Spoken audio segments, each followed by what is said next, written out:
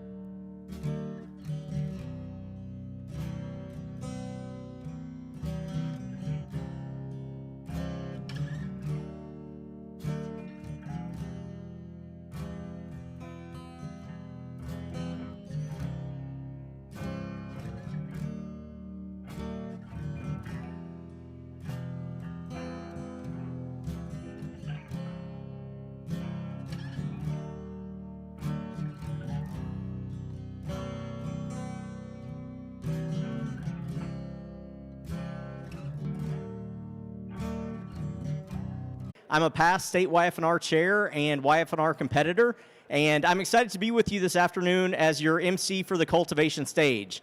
Here in just a minute, we're going to kick off with our first session, So You Want to Be a Candidate. And so if you will, allow me to introduce to you our speakers for the panel today. We have the distinguished Assemblywoman Rhodesia Ransom from here in California, and joining her is everyone's favorite Farm Bureau political analyst, Mike Sistak. Second favorite. Second. Please help me welcome them. All right, all right, we're facing this way. All right, well, thank you everybody and welcome to Anaheim. You get to kick things off on the trade show floor today. Discussion about politics. You probably just had lunch, so we'll do our best to help everybody keep their lunch down and not get overly political here. But I am joined today by Assemblywoman Rhodesia Ransom from, I guess, the lucky 13th District of California, right? Absolutely. So, Assemblywoman, how about just introduce yourself? Tell us a bit about, your background, and we would love to hear about your district, because as I understand it, you have a big ag economy right there in the 13th district. I do. Thank you. Good afternoon, everyone. Thank you so much for the invitation. I'm Assemblymember Rhodesia Ransom, representing San Joaquin County, which is located in California's 13th district. For those of you who know ag, you probably have heard of the Central Valley. We are a huge part of the agricultural economy. My district alone brings in at least $3 billion in agriculture.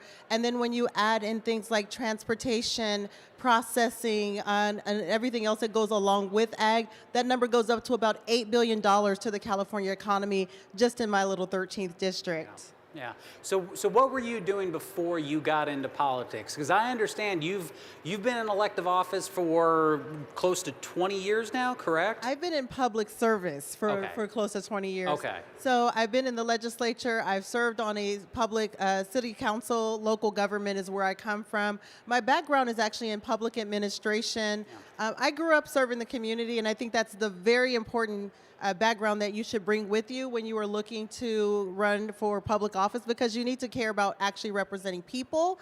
So my background includes being a nonprofit director, providing public health to middle schools, serving on the city council, and working for Congressman Josh Harder as his district chief of staff, and that was also focused on, he was the ag chairperson at that time. Yeah, so clearly a wide-ranging background that you brought with you to public service, to elective office, but what made you, well, frankly, want to lose your head a little bit and run for public office? Because as we teach in our campaign school, it is not for the faint of heart. So why did you suddenly go crazy and say, I want to run for public office?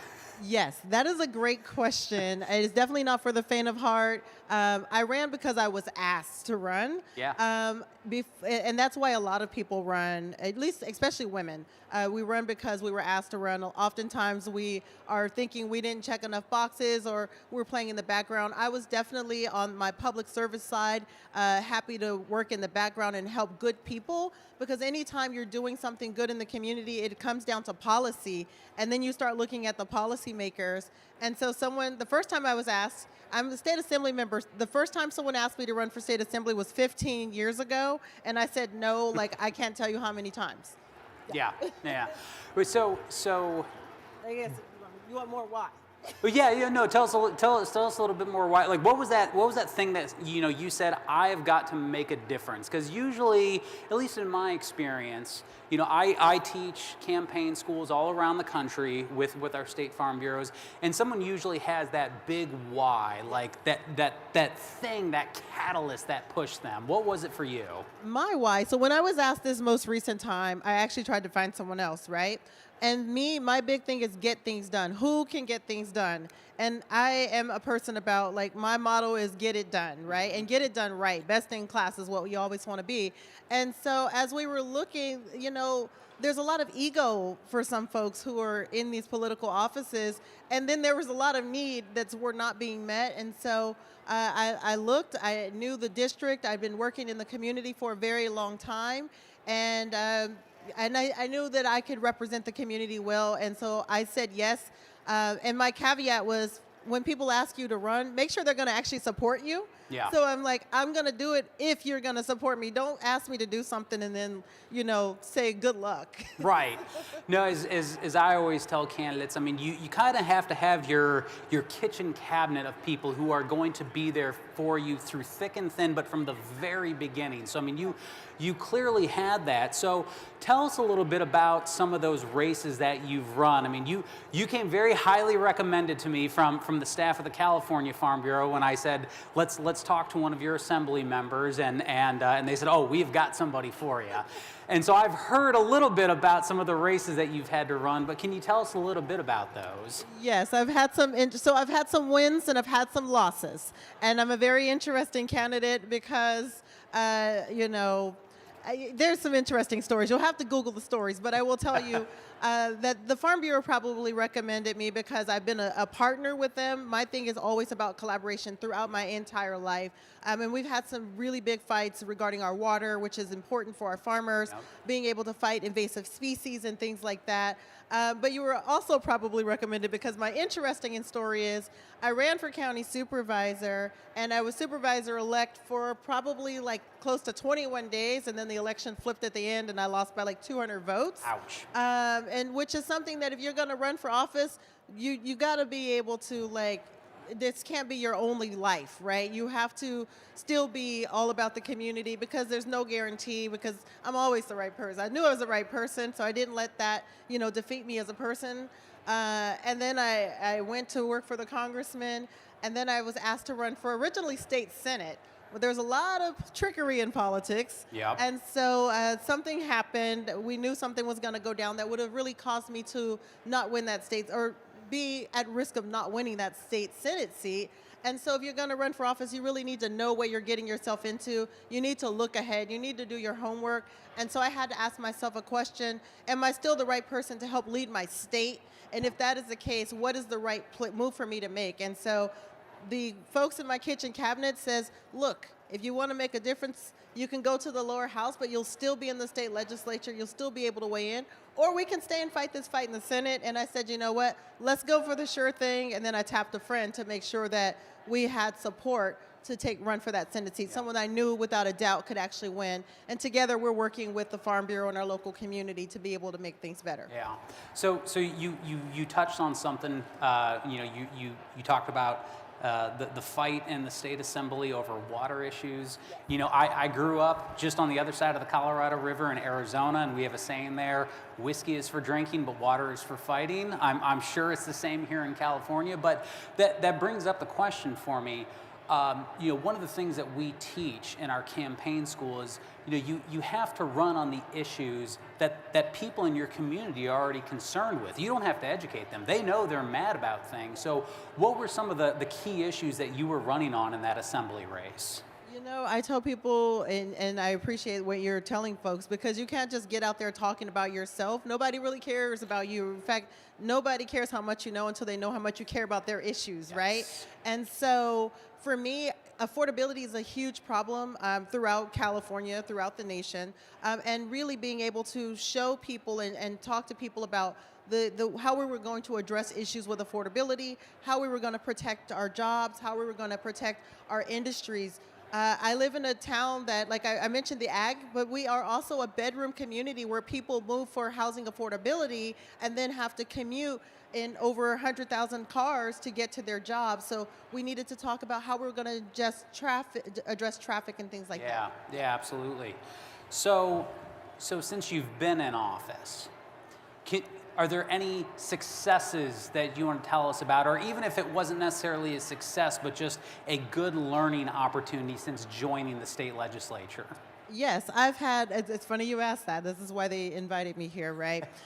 So I had the pleasure of being on the opposite side of the governor regarding a Delta Conveyance project. Water is important in California, but both sides of California want the water. And they want the water from my district, from my farmers, and we had to fight against that. So the governor tried to move it one way. We stood up and we were able to stop it, at least for now, on some technicalities. I also had another honeybee health management program that when the governor vetoed it, it says this should be a budget, not a policy. So we're working to get honeybees, the pollinators addressed in our budget this particular year. I was able to get a bill passed that prioritizes wine bottles in our region. We provide 80% of the U.S. wine, but the wine bottles all come from foreign places. So we want to keep our jobs local, and I'm doing the same right now, running a bill for the wine growers the grape growers in California, so that we can make sure that we're prioritizing our local commodities. 80% of the wine comes from your district. So what I'm hearing is when we're done here, everybody's invited over to your house for a wine party, right? Well, 80% of the wine, well, we definitely have wine in my district. 80% of the wine comes from California. Okay. But yeah, there's 4 glass bottle manufacturers in my district, and we're importing bottles from foreign countries. And that just doesn't make any sense when we actually have the ability to prioritize that. Yeah. So that was a big win, and including helping one of the plants right in my own right in my own city. Yeah. All those fights that you're having at the legislature too, and I call them fights because I'm sure they are. Some days are easier than others, I'm sure, but one of the things we also talk a lot about at Farm Bureau is our members getting engaged with their elected officials, being at the state capitol, coming to DC. So in what way have you been working with the farmers in your district on some of those issues? So I've worked very closely. I mentioned the water issue. Yeah. That's a big deal in our in our district. The Farm Bureau has come out. They participated in my press conference. They've helped me demand a state audit on how the state was handling things, because the beauty of my experience is, I tell people I'm new to the legislature, but I'm not new to politics. Yeah. And so you have to understand that there's always a way to get things done. So they've been a great partner in regards to, things like securing, folks to come and testify in hearings. There's so many ways that you don't have to be elected, and that's what I tell people. You don't always have to be elected, but you definitely got to make sure that you know how things work. So they've come to testify in hearings. They've provided research that we use in the data that we provide. We have an invasive species now coming into our area, the golden mussel, which is now impacting, some of the infrastructure that farmers need. And so they've been at the forefront of all of these conversations. I meet with people every single day. My team has a theme. It's best in class. It's proactive, responsive, and effective. So if you can't reach me, somebody else can. But we're always going to, encourage you to come and talk to us about any of the issues, because we want to be able to address it. And sometimes the fight is not always have to result in a law. We've actually been successful in getting people to the table to negotiate different things administratively as well. Oh, absolutely. And sometimes the win is just shedding light on an issue so people know that it's happening. So if you don't mind, I want to switch a little bit back to the campaign side of things. Now, I understand you are married, you and your husband have 2 children, right? Small children? Oh, 3. My mistake. You got a full house, okay. Yeah, I have 3 they're adult children now. Okay. My youngest is 23, but when I very first got involved, they were very young. Yeah. And it's definitely, when you're gonna run for office, it's a family affair because you're gonna be gone a lot if you're not in the office working on legislation. I'm with my constituents in the community. Those are the people who sent me to Sacramento to represent them, and therefore I need to stay very grounded and very connected. And I have the blessing and the curse. I can drive home every day. Some of my colleagues have to fly home, so they only get to see their family, a couple of days a week. So it's really important for me, since I'm so close, to stay engaged. And my family understands. So when you were first running and when your children were younger, I mean, what were some of the things that maybe you and your husband had to talk to them about what was going on in the campaign? Because we always tell our candidates when they come to our schools, like you said, yes, this is a family affair, and you have to prepare your kids for this. And I've heard from women who have come through the school. And they talk about there's almost like a different level of expectation sometimes for women running for office, fairly or not, that some people look at you and go, well, you're a mother, shouldn't you be with your kids, not running for office? So what can you tell us a little bit about how you overcame that and what you talked to your kids about when it came to those sorts of things? We definitely have a tendency in society where I get asked questions that men will never be asked about. How do I do things, as if my husband's not capable of handling, dinner or kids or anything like that. So there's definitely a little bit of that, and I do remind them that they also have lives and things like that. And then I also make sure, I had to learn this the hard way, actually. I make time. The same way I make time for everything else, you do have to make time for your family. My kids were very active and engaged in sports, and I made sure that I was not missing when it came time for their success and their things. We just had to plan it out. And between my husband and myself, one of the conversations we'd make is one of us has to be there for sure. If something was happening and we couldn't both be there, at least one of us had to be there. We weren't going to send the kids off with a neighbor.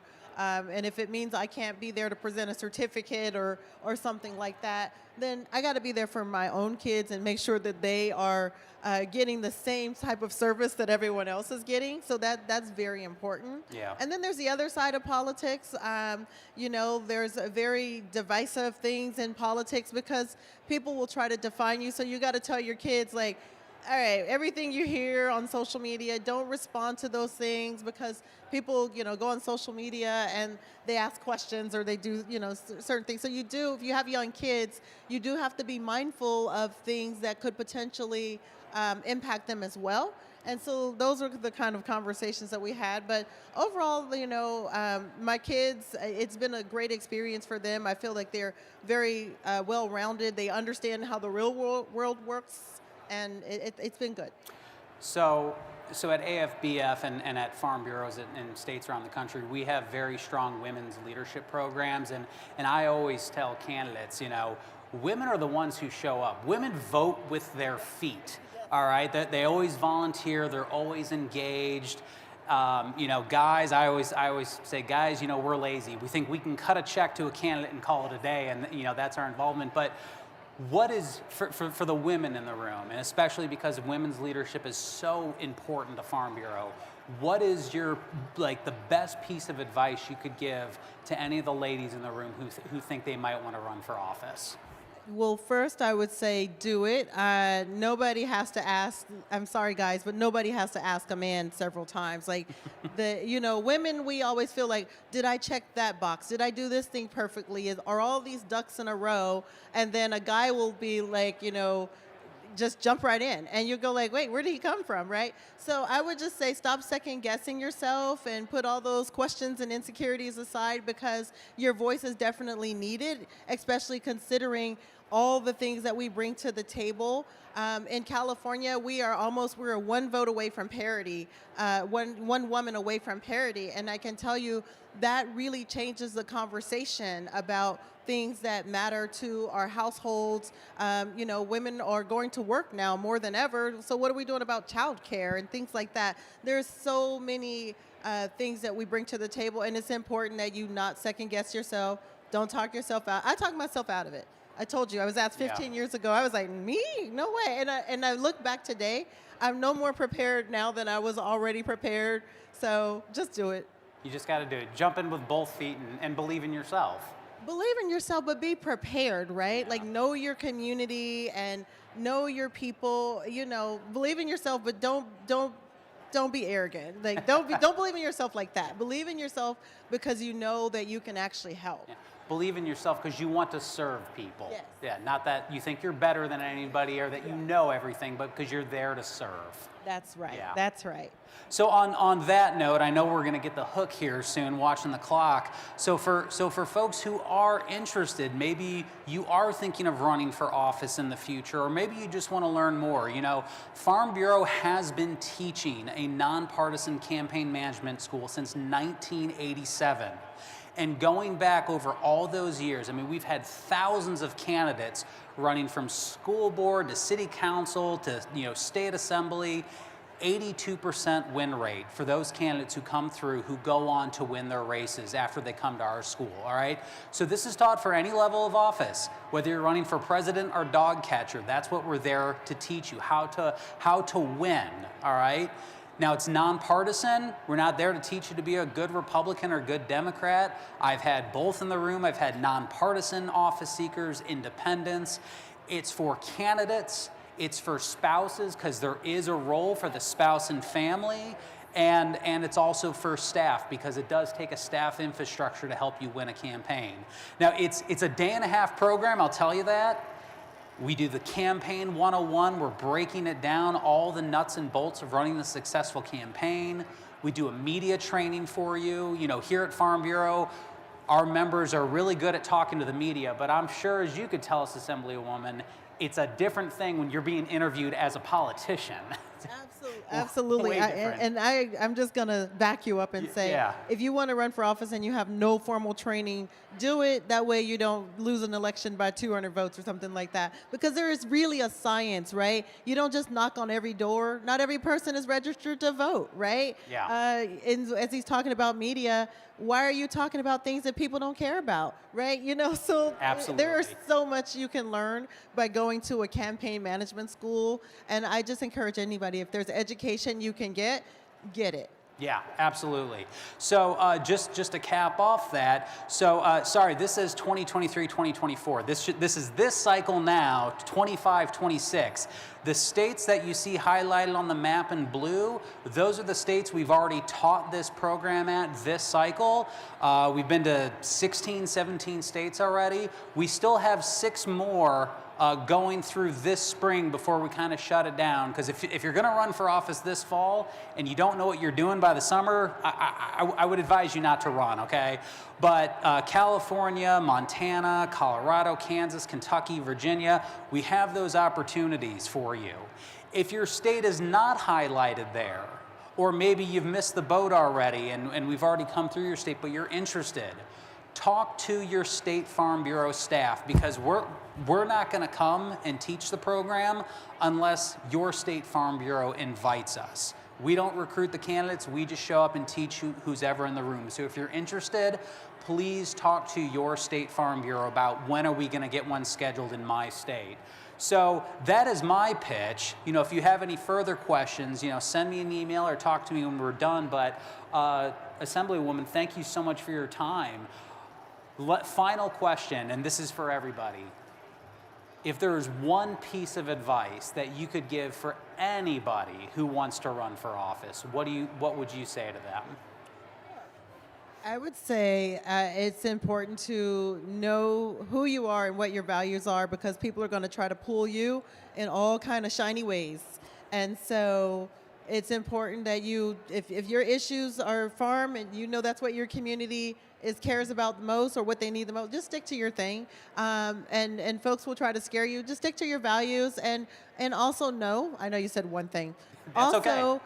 with education, be willing to change your mind and perspective. Like, be willing to be, workable once you learn some new information that proves you that what you knew before is evolved. So that's my best advice, and I wish you all best of luck. I hope to see you out there representing your communities, because we need people who are educated and who care about these issues out there serving.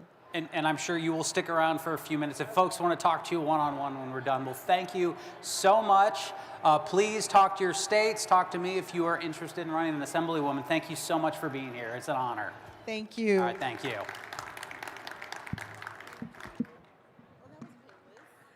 Thank you again, Ms. Ransom.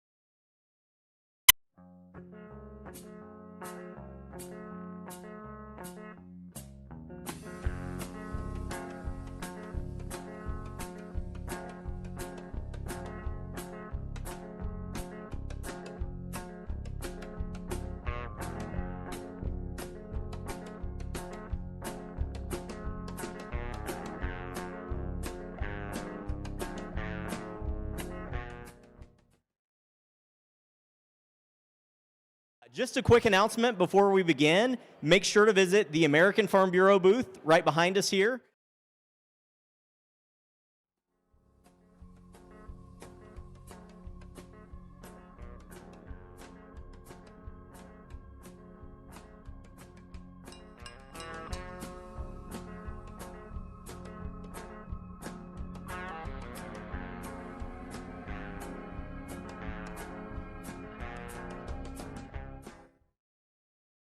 and Marketing, who will host a conversation with Kaya Twisselman-Burkett about her journey as a California rancher to a social media content creator. So please join me in helping welcome Morgan Walker and Kaya Twisselman to the stage.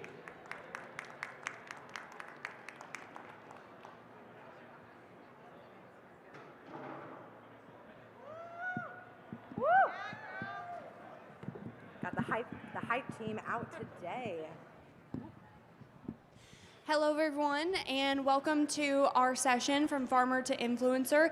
I'm pleased to be with Kaya Twisselman-Burkett, who's better known as Coach Kaya. If you follow her on social media, you'll probably know her as that.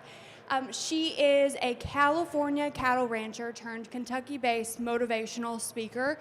She was named 2020 Beef Advocate of the Year, one of the Cowgirl magazine's top 30 under 30, and National FFA keynote speaker, and known for her motivational speaking. So today we'll talk about her journey from not just a farmer to an influencer, but also her role from a motivational standpoint. So Kaya, can you tell our audience a little bit about yourself, how you got here? Yeah, the long story short is that it happened completely by accident. I am a self-proclaimed yes girl, and I think that I have a tendency to just yes my way into different avenues, but I grew up on a cattle ranch in very rural California, about 250 miles north of here, on the outskirts of San Luis Obispo County, and I'm the 6th generation. My nieces there are the 7th generation now to grow up in agriculture, and I loved cattle, I loved ranching, I loved the agriculture space, and I don't think I realized how unique and precious of a childhood I had when I was being raised so rurally. But more than cows, I love people. And my father was a big mentor of mine, and he told me something that was really, really impactful to me a few years before he passed, and he said, the ranch is here to give you roots, but the ranch isn't meant to keep you stuck.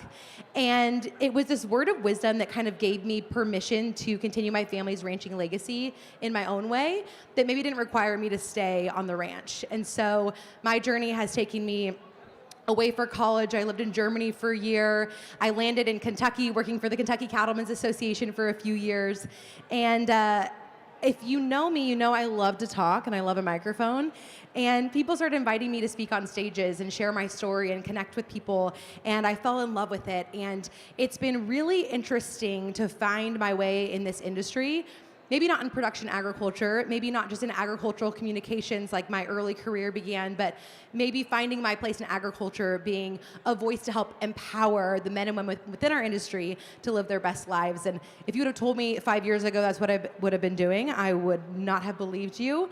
But sometimes life leads us exactly where we need to be, even if we don't expect it. So does the motivational speaking, the outward-facing social media present, does that come naturally to you? Has that been something that you've learned over time and got used to? Is that something that you have kind of had to grow into and been on a journey? I would say yes, yes, and yes. I think hindsight's always 20/20, right? So when I look back at my previous career, I can see the way that working for the Kentucky Beef Council on behalf of the checkoff and being the person who would be on the Lexington Morning News saying, I have 2.5 minutes to teach you 3 new beef recipes for this weekend's Super Bowl, taught me how to engage and how to share a message. It was the media training. And then it taught me marketing and communications with social media and working with influencers on the checkoff side of things instead of being an influencer. And so I think when we look back, I mean, even my speaking career, this started in a small schoolhouse in my rural community doing 4-H. And it started in FFA. That's really where my speaking career began, even if I wasn't aware that that would be my future career.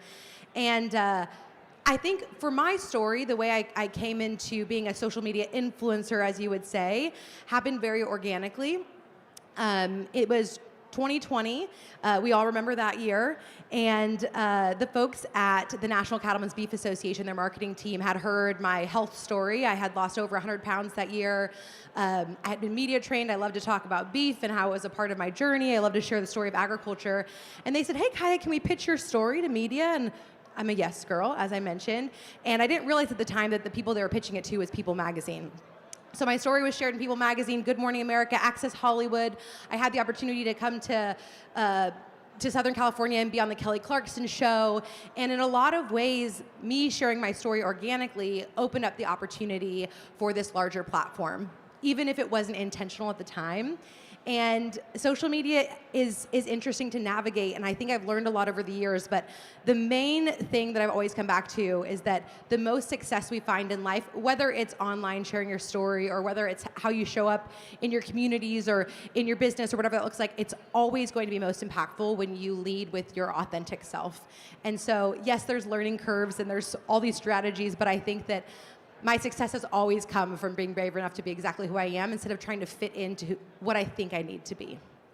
So I have a burning question. You mentioned Kelly Clarkson. Yeah. Did you see her do karaoke?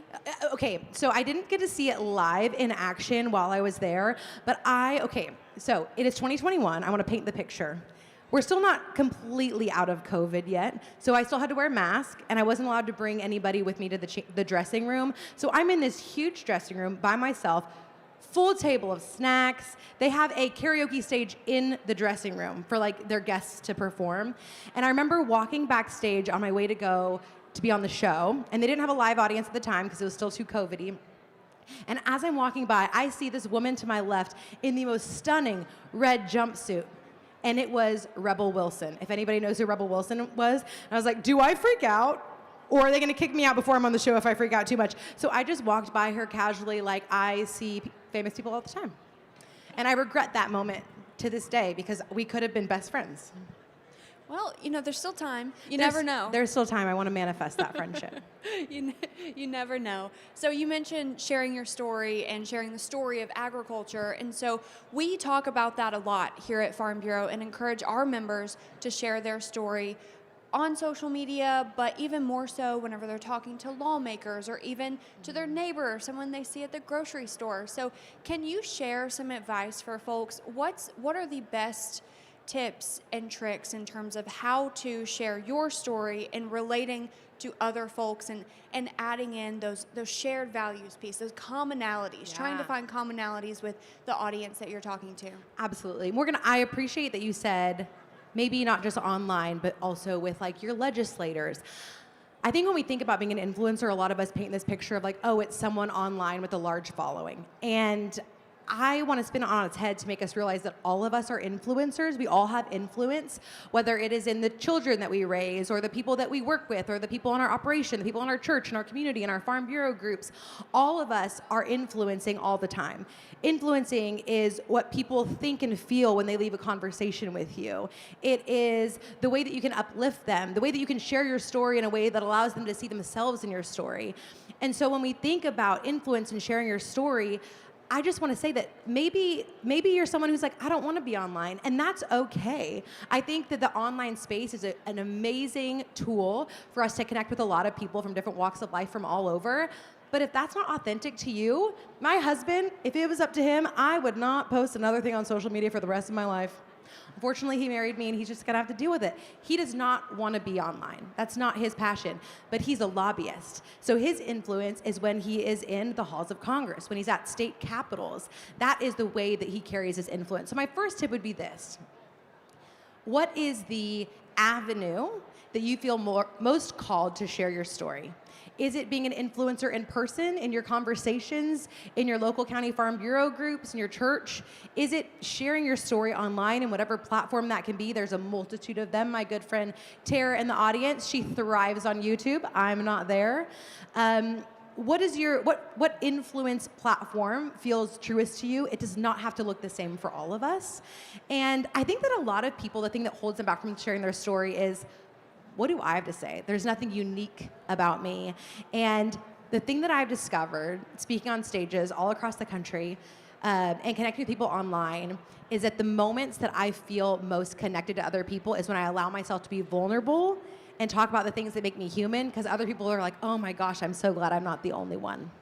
I often say whenever it comes to social media, people like people, and they like to see the things that people are doing. 100%. And, farmers and ranchers tend to be some of the most humble people. Mm-hmm. And so normal, everyday things that are happening on your farm or ranch, you might think, nobody cares about this. Right. Nobody wants to see this.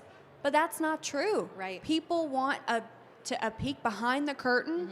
And so I think sometimes, unfortunately, it can be a bit of a barrier to entry in terms of getting on social media and telling your story. And so any advice to people specifically on social media? So how do you get past that just general hesitation or my life's just boring? Yeah. Okay, I think that one of the other things that stops people from sharing is, oh my gosh, what are people going to think? What are they going to think if I start acting like I'm an influencer talking to the phone? And I think we use the word they as a very open-ended, like mysterious person who might judge us. But if we ask ourselves, like, who is they? Who am I actually worried about that's going to see this? Oh, I'm worried my mother-in-law is going to judge me if I get online and she's going to see this.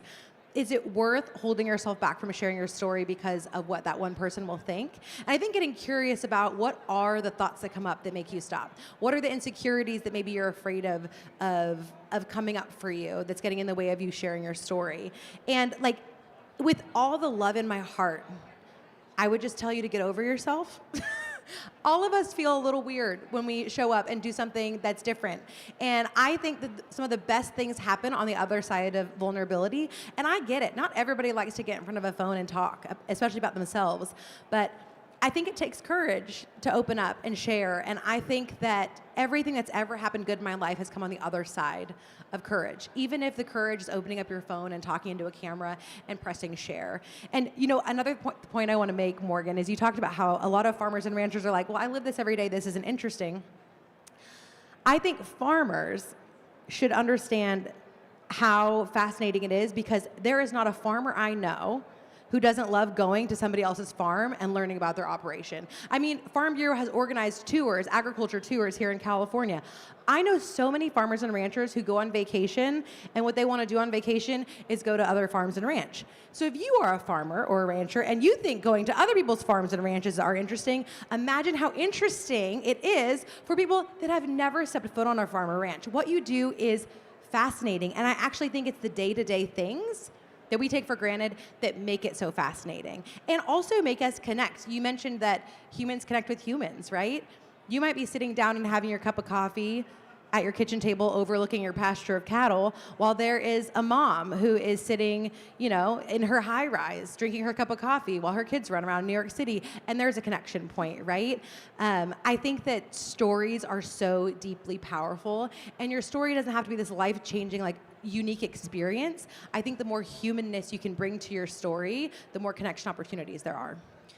I love that. Let's talk about storytelling a little bit more. So from your perspective, what are the components? We're talking tactical. Okay, let's What are do the it. components that make up a good story, regardless of the audience? Social media, in the grocery store, lawmaker, irregardless. Yeah. What are the components that make up a really compelling story? Okay, I think something to keep in mind for a really good story is that any good story that you've ever read, even if it's a children's book or if you heard someone tell it, every good story has friction. There is, when you think about the hero journey, right? A lot of times the hero journey starts with someone who doesn't have what they need, or they went through a struggle or a hardship. They learned something along the way. And I think a lot of times the reasons why we might not want to share our story is like, wow, well, things are actually really hard right now. I don't have any good things to share. I don't have the highlight reel to share. But I think that if we only talked about really fun, amazing highlight reels, we would all be bored to tears and we wouldn't relate to anyone at all. So I think when we think about the elements of a good story, I think it needs to involve emotion, whatever emotion it is, right? It could be funny, it could be sad, it could be heartwarming, it could be heartbreaking. I think stories have good emotion, and there's a friction point, right? There's something that we can learn, something that we can grow through. And I want to encourage people to realize that some of the most opportunities for connection comes from when we share our hardest moments. That's the thing that makes us human. And I think that's what I found to be true, whether I'm speaking on a stage or whether I'm sharing something online. If I'm allowing people to see the friction, the growth, and see the emotion within the story, that's what's really going to land and connect. Yeah, that's a great point. And friction is a really good word and a really good way to describe it. So speaking of friction, oftentimes there's just, you know, the inevitables that come with social media and feedback that you get from commenters and things of that nature. How do you handle that? This is a great question because I confess I am a recovering people pleaser. I'm working on it, okay? And I have a story about a lesson that was learned here. Years ago, I had a reporter reach out to me. I had just been named the 2020 Beef Advocate of the Year by National Cattlemen's Beef Association, and this reporter emailed me. He said, "Hey, Kaya, just saw that you earned this new title. I am a reporter for Vice News, and I have some questions about what you think about the beef industry and its involvement with climate change." And I'm like, I'm not sure where this is going to go. And he was like, "And I need to talk to you by 2 p.m. today." A very journalist thing to do. Anyways, I didn't have time to respond to him that day, so I just put it off to the side. And the next morning, as I wake up, I check my phone, and my social media is flooded. It is flooded with animal rights activists that are tearing apart anything on my page that has anything to do with the beef industry. And I received my first death threats via DM after this. And I woke up and I saw that Vice News, which is a national news platform, had posted an article. They just took a picture of my Instagram. I'm grilling steaks in a long nightgown, a very cute picture. And they said, national influencer, what is it? It says, she says she lost weight with big beef. And the entire article was trying to slam the beef industry and slam me for advocating for it. And as you can imagine, my heart sunk. I was like, oh my gosh, what am I gonna do? And my sweet husband, who is a lobbyist, his response was, "Oh my gosh, babe, congratulations." I was like, what are you talking about? Are we not looking at the same issue here? He says, "Your first slam piece. This must mean you're doing something right." And from a political standpoint, you know, if you get backlash, it means that you're being vocal enough about something that matters to you, and not everyone's gonna agree with you. And the thing about social media that's challenging is that the more you put yourself out there, the more you're gonna find people that disagree with you. And some of those people are very vocal. However, the more you're also gonna find people who wanna hear your message, who also agree with you, who connect with you. You're gonna open yourself up for both of those. And so I think it's important that if you do share online, and that is one of your fears, I think it's important to ask yourself whose opinion really matters. And it can only be like 3 people, right? Like my spouse, my husband, my kids, whoever it is, whose opinion really matters and what is my purpose here, right? And if we can get really grounded in our purpose in those moments that kind of shake us like that, it can remind us why we're doing it. And a lot of times our why is bigger than the but, right? But what will they think? But what if someone disagrees with me? But what if I get it wrong? Big confession, years ago, I was invited to speak at a women's conference. And there's this woman, her name's Rachel Hollis. She is a author, speaker, and she actually they surprised me with her as a guest on the Kelly Clarkson show. And it was the week before my Kelly Clarkson show episode was going to go air, and I was so excited to share that this happened. It was such a cool experience. And the next week, that woman, Rachel, had shared a post online that went viral in a very bad way. She lost millions of followers overnight, and she was basically canceled online. And I had just done an interview with her, and I was going to speak at her women's conference. And that moment kind of shook me because it made me so afraid of success in a way. It made me think, oh my gosh, the bigger your platform, the harder you fall. The more you open yourself up, the more scrutiny there is. And I think it's normal to feel that fear.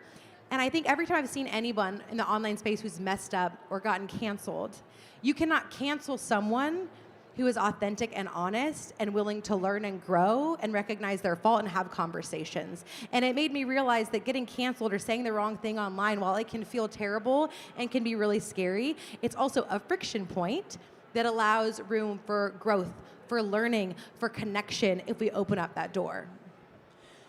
I love that perspective, and I want to touch on one thing that you said there. You've mentioned authenticity quite a bit in our discussion today, and you know, sometimes in this day and age that can be a bit of a buzzword. You know, some folks just throw it out, and what does that mean? Be authentic. Be authentic. Well, how do you be authentic? What does that mean from a practical, everyday, day-to-day standpoint when you're just having conversations? Yeah, this is a great question because, to be honest, I feel like it's something that I have been learning to navigate. I don't know if anybody else relates to this, but I'm in my 30s, and I feel like by the time we're 18, we are told we need to know what we want to do with our lives. LOL. We do not know anything by the time we're 18. And then in our 20s, for me, I feel like it's about saying yes, trying new things, getting experience, but you still have this pressure of like, oh my gosh, Microsoft was built in a garage in his 20s. What am I doing with my life? We think we need to have the answers. And I think for me, my 30s are actually about finding out not just who I am, but finding out who I'm not. I think a lot of times based on the circles we're in or the things we consume, without even knowing it, we might try to mold ourselves to fit in, right? What do I need to do to go viral on social media? What's the trending thing? What's the trending audio? What are other people doing that makes them successful? And I think we outsource a lot of our own intuition and we outsource a lot of our own authenticity because we ask, how do I fit in? And not just in an online space, we might ask ourselves, how do we fit in our family dynamics? How do we fit in our organizations, in our leadership groups, in our Farm Bureau spaces? And I think the question we need to ask ourselves instead is, what gifts do I have to contribute? Not how do I fit in, but what can I offer to this space? And a question that has been helpful for me to kind of check my gut to make sure that I'm not just being authentic by trying to fit in and seem authentic. My question is, what would I do or say if nobody else was watching? That's when we're our most authentic selves, right? When we're not performing. And so I think really getting curious about that and not making it about what will they think, but like what is true for me has been a really good way to check myself as I navigate not just who I am, but who I'm not, if that makes sense.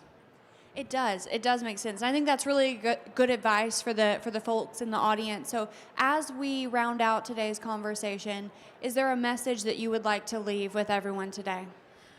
Yeah, I just had the opportunity to share at the Women's Committee earlier today, and my message was all about legacy.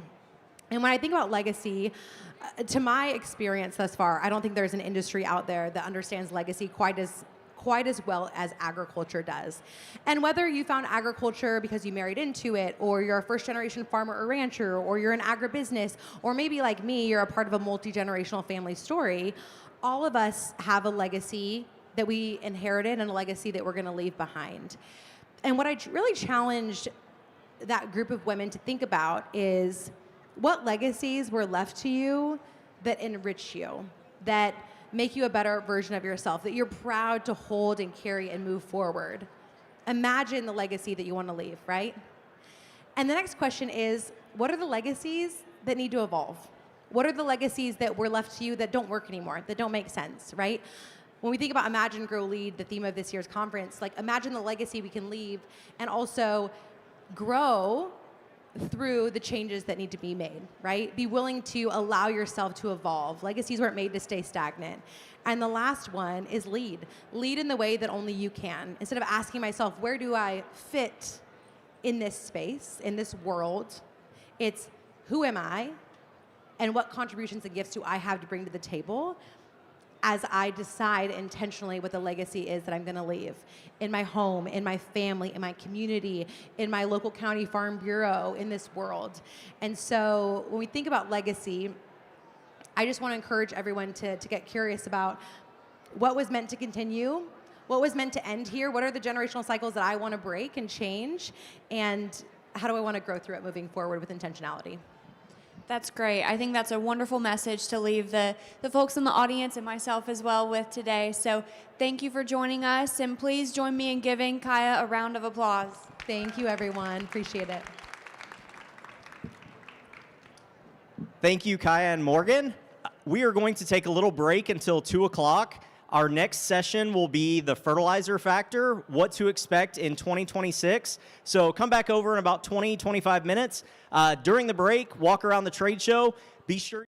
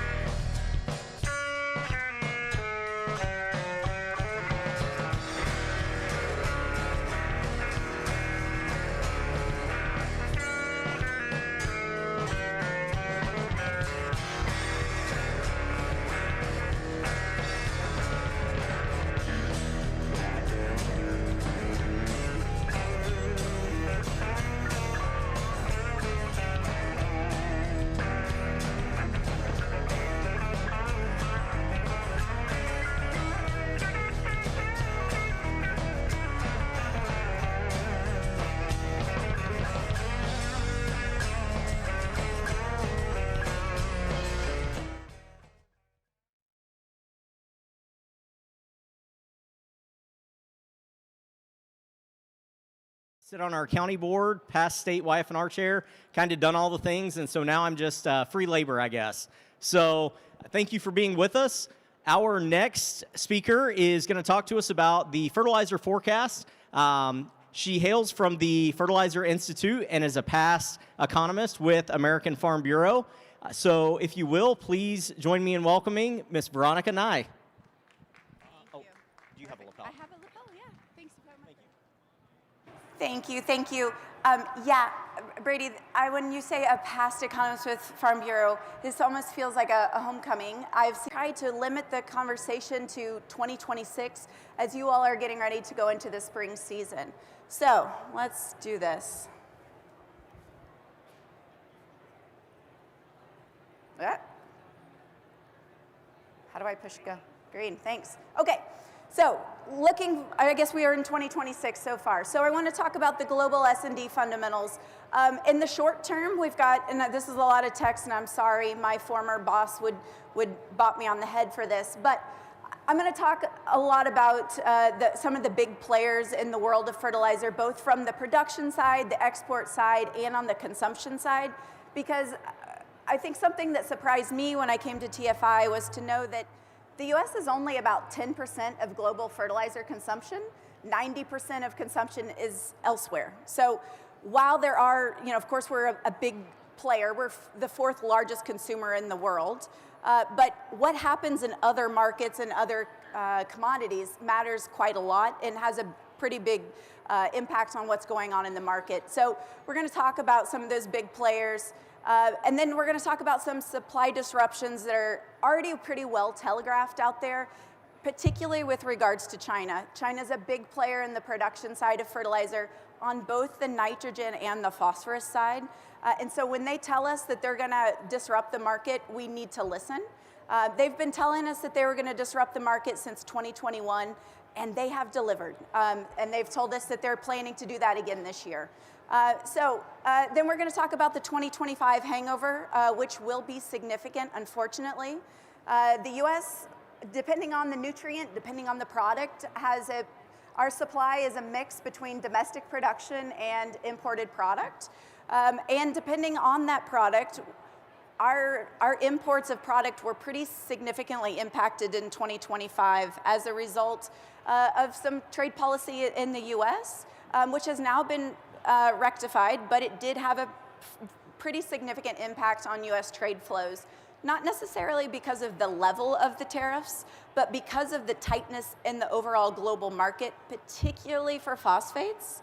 And so it really diverted product away from the United States. And so unfortunately, I think there's going to be a pretty big hangover into 2025, and I want to talk about that some more. And then 2026 wildcards, Russia is going to continue to be this nasty thing that kind of hangs over us.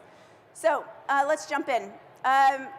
When we look at, I already mentioned this, but as we look at global fertilizer consumption, 90% of consumption is outside of the US. But the big boys out there, which we know China's big, we know India's big, but it's kind of startling when you look at how big they actually are. So China's almost a quarter of global consumption of fertilizer. India's another 15%. So 40% of global consumption right there. Brazil actually surpassed the US in 2023 as the third largest consumer of fertilizer in the world. The US now is fourth. We're really close, but that really was a bit of a turning point for me in my mind's eye of how big of a player Brazil has come to be. The EU is after us, and then the tail gets really long. So when you look at all those other little consumers, a lot of those, they add up when you start thinking about where they are. There's a lot of consumers of 2-3% of global fertilizer in Southeast Asia, and that's going to become a pretty important element when we think about what's going on in global pricing on different commodities. So when we look at it then from across nitrogen, phosphorus, and potassium, not surprisingly to a room of growers, it follows in order. Everybody consumes things in about the same order of 1, 2, 3. The U.S. is the third largest consumer of nitrogen. We're the 4th largest consumer of phosphates. We're the 3rd largest consumer of potash. That makes sense. And globally, when you add those all up, we're 4th. So there's not a lot of discrepancy between those 3 different nutrients. Now, when we do look at what crops are consuming fertilizer and why, there is a pretty big difference between the US and the rest of the world. In the US, 50% of our fertilizer consumption is attributable to corn. So when corn consumption, or when corn plantings change significantly in the US, fertilizer consumption changes fairly significantly in the US. What happened last year? The market was signaling, hey, for lots of different reasons, let's plant more corn. We moved corn away from beans. As you all know, beans consume a lot less fertilizer than their nutrient needs are a lot less than corn. And so we had a pretty big shift towards corn. And that happened at a pretty interesting time in the US as far as trade policy. So you all will recall that those IEEPA tariffs came on in April. When do you all usually start asking for more fertilizer? About April, right? And when we ask for more fertilizer, when we make pretty big decisions on planting, when we start seeing different changes, we go to imports. Because domestic production of fertilizer on on nitrogen is relatively stable. We can't make pretty significant changes year over year. Those production facilities don't have a lot of flux. So when we do see pretty significant changes year over year or in season, we turn to imports as the sort of the relief valve. So this year, 2025, when we saw a big increase in corn acreage, the market was saying, hey, send us more nitrogen, send us more phos, and our trade policy was saying, we'd rather not. So we had a pretty big debt there, and we saw that reflected in the marketplace. But when we then add in beans and wheat and cotton, you can account for about 75% of fertilizer use in the US. Then, when we look at the global consumption of fertilizer, corn is only about 20%. But wheat's role is quite a lot larger, 15%. Rice shows up as a big user of fertilizer, 15%. You get the other oil crops like canola, palm, sunflower seed oil. And I think what we see when we look at those consumption patterns is a lot of those big pickups in fertilizer consumption, those are crops that aren't necessarily grown here. That Southeast Asia consumption really matters more and more. So when we get then into looking at the supply side, the picture changes quite a lot from the consumption side. Nitrogen is one of those things where you can basically make nitrogen fertilizer anywhere. As long as you have a feedstock, as long as you have natural gas, that's usually what folks use as the feedstock, you can make nitrogen anywhere. The US, we're blessed with a good supply of nitrogen, or of ammonia, natural gas. So we produce a lot of nitrogen, or of ammonia. We're the 4th largest producer in the world. We're also the 4th largest producer of urea. But you'll notice China's 30% of global production of ammonia. India's 10% of global production. Russia is 9%. When we go to phosphates, when I say processed phosphates, I'm not talking about rock, because if you put down rock, it doesn't do much for your plant. I'm talking about MAP, DAP, and TSP, all combined on a nutrient basis. That's pretty revealing, right? China's 40% of global production of processed phosphates. Morocco's 13%, Russia's 9%, Saudi is another 8%, the US is the 5th largest producer. Potash is a 3-country game. It's Canada, Russia, Belarus. Now, kind of steer that into your mind, because when we go to the global exporter picture, it's a lot different. A lot of those countries, your China's and India's in particular, keep a lot of that product at home because they have big ag industries, right? So it's kind of like the way USDA doesn't include corn in their global S&Ds, because that product doesn't make it to the global market. A lot of that ammonia, a lot of that urea that's produced in China never makes it to the global market because they're using it at home. So when we then look at the nitrogen side, when we're looking at ammonia and urea, the players change dramatically, right? Now we're looking at Trinidad and Tobago as the largest exporter of ammonia in the world. Okay, it's because they have a lot of natural gas. Saudi Arabia then becomes important, Indonesia, Algeria. The US is still important, we're the 5th largest exporter. On urea, because urea is the largest nitrogen used in the world, like nitrogen product, and it's very easy to utilize, it's very easy to ship. So you have different players yet again. Russia is the largest exporter. Then you get some really interesting players. Iran is the 2nd largest exporter. Qatar, Saudi, Egypt, Oman. Now, I'm going to kind of talk about then a little bit what happened in 2025 in the middle of the summer. Do you remember? I know that's been a lot of crises ago, but do you remember the Iran-Israel conflict? So that happened in June. So that took out Iranian urea production, and Egypt gets all their natural gas from, Egypt gets all their natural gas from Egypt.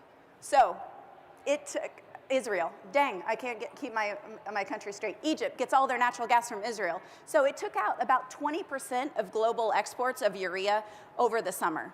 So we saw the nitrogen market kind of go crazy over the summer. It's because about 20% of production came offline for a pretty significant portion of the year. Now, when I look at those countries, I also don't see necessarily a lot of stability.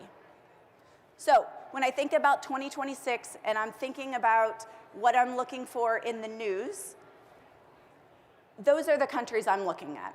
So kind of as in the back of your mind, if you just start like, ooh, the Iran-Israel conflict is flaring up, ooh, something's going on in Saudi Arabia, that becomes something that's going to influence the fertilizer market fairly significantly. Not much we can do about it, but it does certainly suggest there's going to be some increased volatility, and increased volatility usually means increase in price. Of course, you guys know that. On the phos side, remember that China was the world's largest producer. They fall to the 2nd largest exporter. Morocco is now then the largest exporter, 30% of global exports. China's 20%, Saudi Arabia's 15%, Russia's 15%. The US, very, very far behind in the 5th position. Potash, same players. Canada, 40%, Russia, 20%, Belarus, 20%. So the thing that kind of stands out there for me, and this happened in 2025 as a geopolitical risk that added a lot of volatility to the market and still is going to stay out there in 2026. Russia is the only country in the world that produces and exports all 3 nutrients to the market. You'll recall in 2025, there was about a 3-week period, and maybe you all don't follow Russia in the same way because you are sane people and you're not looking at it in the same way as an economist that follows the fertilizer markets. But there was about a 3-week period where at one point the US said, we're going to put sanctions on Russia and we're not going to trade with them at all. And then about 3 weeks later, we were going to completely open all trade with Russia, and product was going to flow in ways it's never flowed before. The market, no matter what market you're talking about, does not like that type of volatility. So I don't have any crystal ball. I'm not any sort of genius in this in geopolitics, but that sort of volatility doesn't. I don't think that necessarily goes away in 2026. So that risk and that risk premium still, I think, is out there. And because of that, we see a lot of, this is not just a US problem, unfortunately.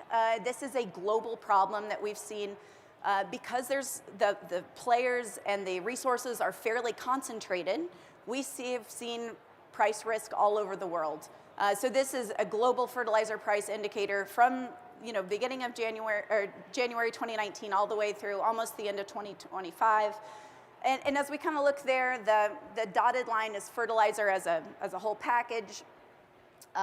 For those of you in the back, the purple line is DAP, green is potash, urea is blue, and sulfur is orange. Obviously, we saw a huge run-up in sulfur prices in 2025. Sulfur prices are still expected to stay high in 2026. They tripled last year. Sulfur is a pretty important input to phosphate production. You can't make DAP and MAP without sulfur. So that continues to be a problem no matter if you're upgrading phosphate into a MAP or DAP product, no matter where you're upgrading it, that's going to continue to be a problem for those products. Potash, we don't expect to see any challenge in that regard. DAP and MAP, we'll talk about that some more. I think those continue to be a challenge in 2026 for a lot of reasons. One of those, we looked at China.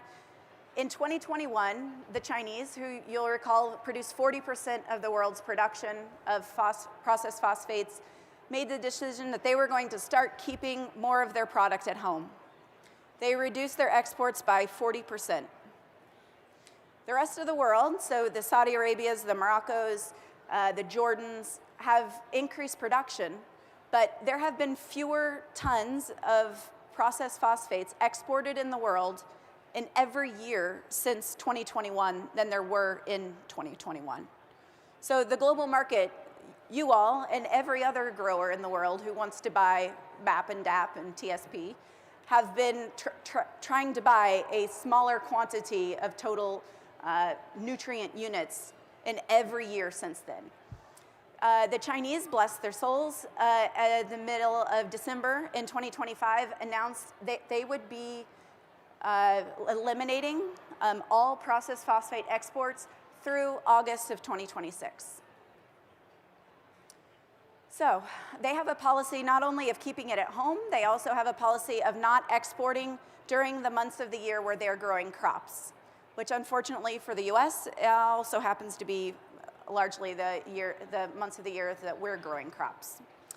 On the other side, when we're looking again, thinking about China, they are also a significant producer of urea. They last year also eliminated all urea exports, and into 2026, through the first quarter at least, have promised that they are not going to be exporting any urea in the first quarter. So we'll see if that loosens up in Q2, but at least through the first quarter, those nitrogen exports, particularly in the form of urea out of China, continue to be challenged.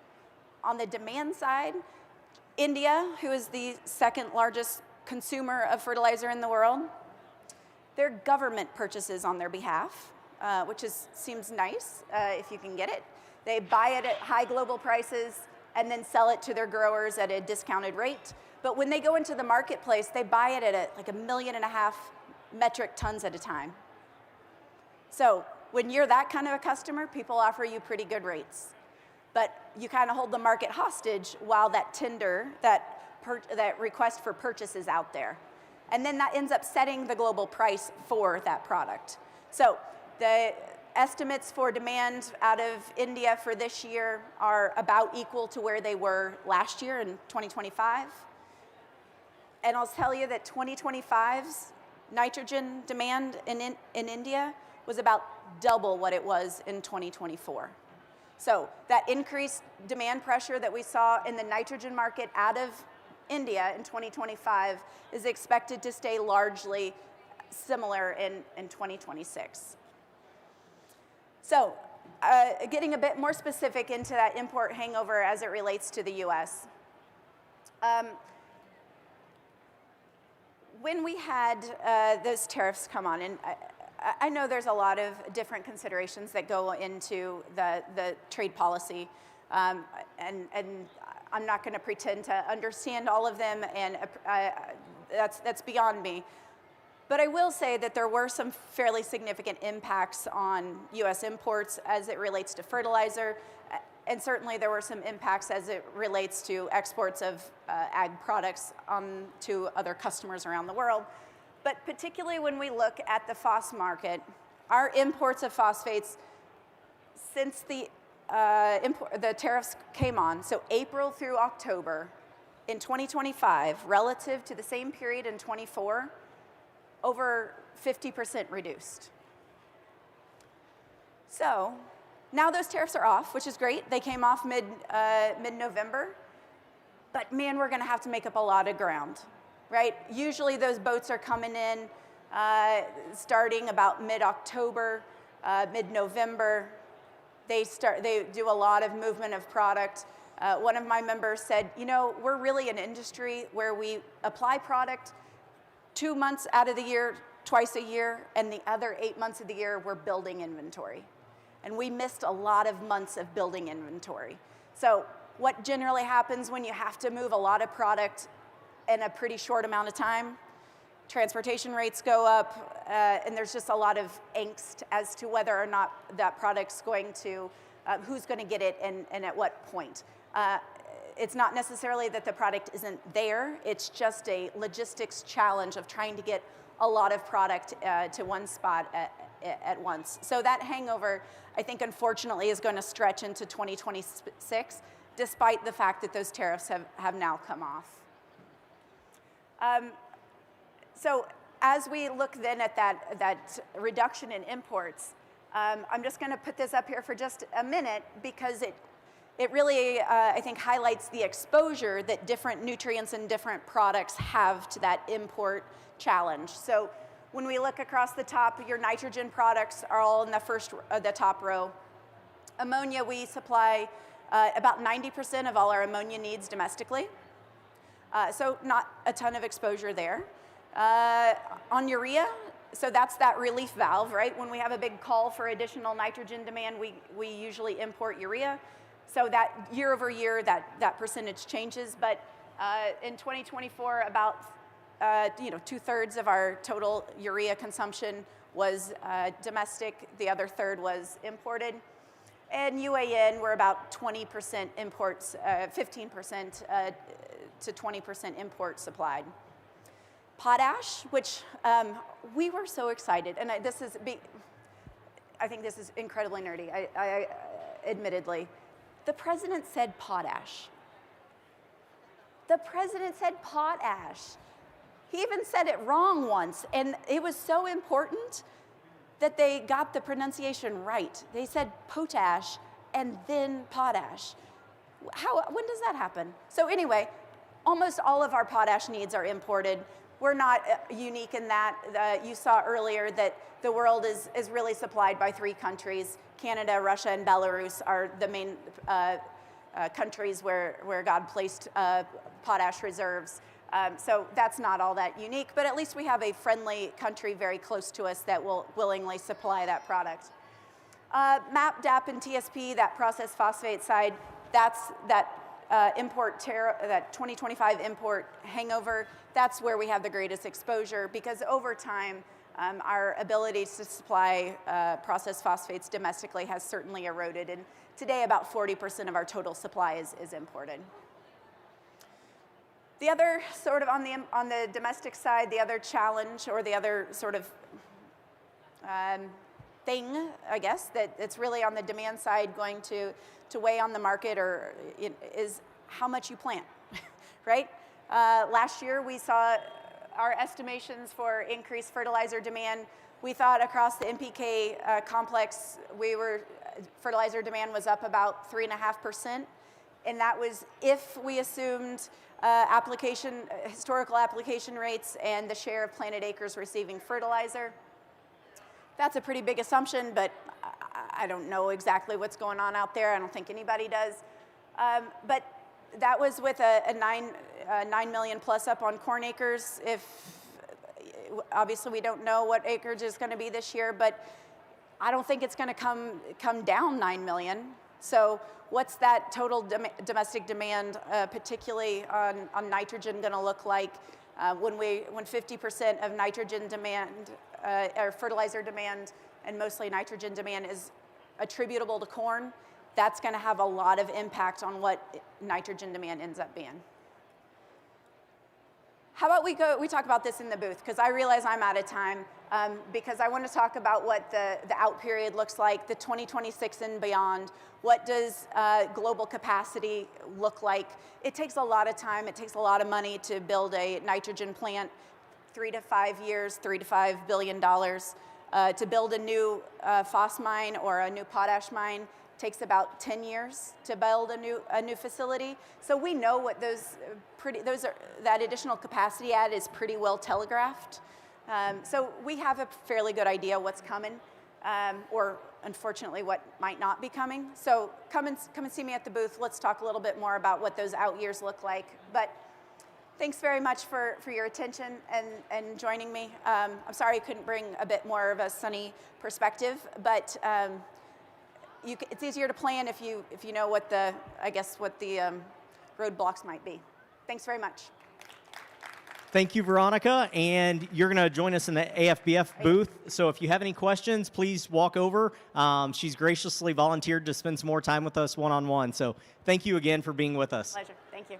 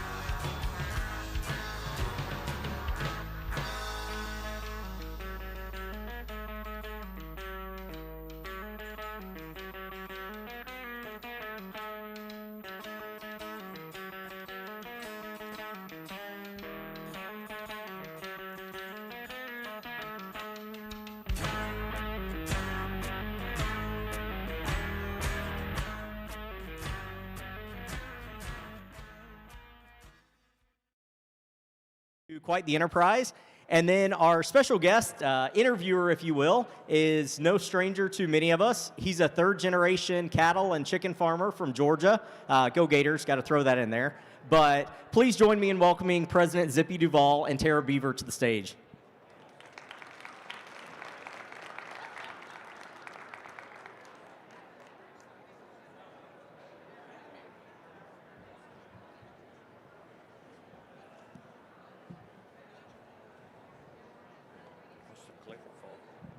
I don't know what the clicker is for.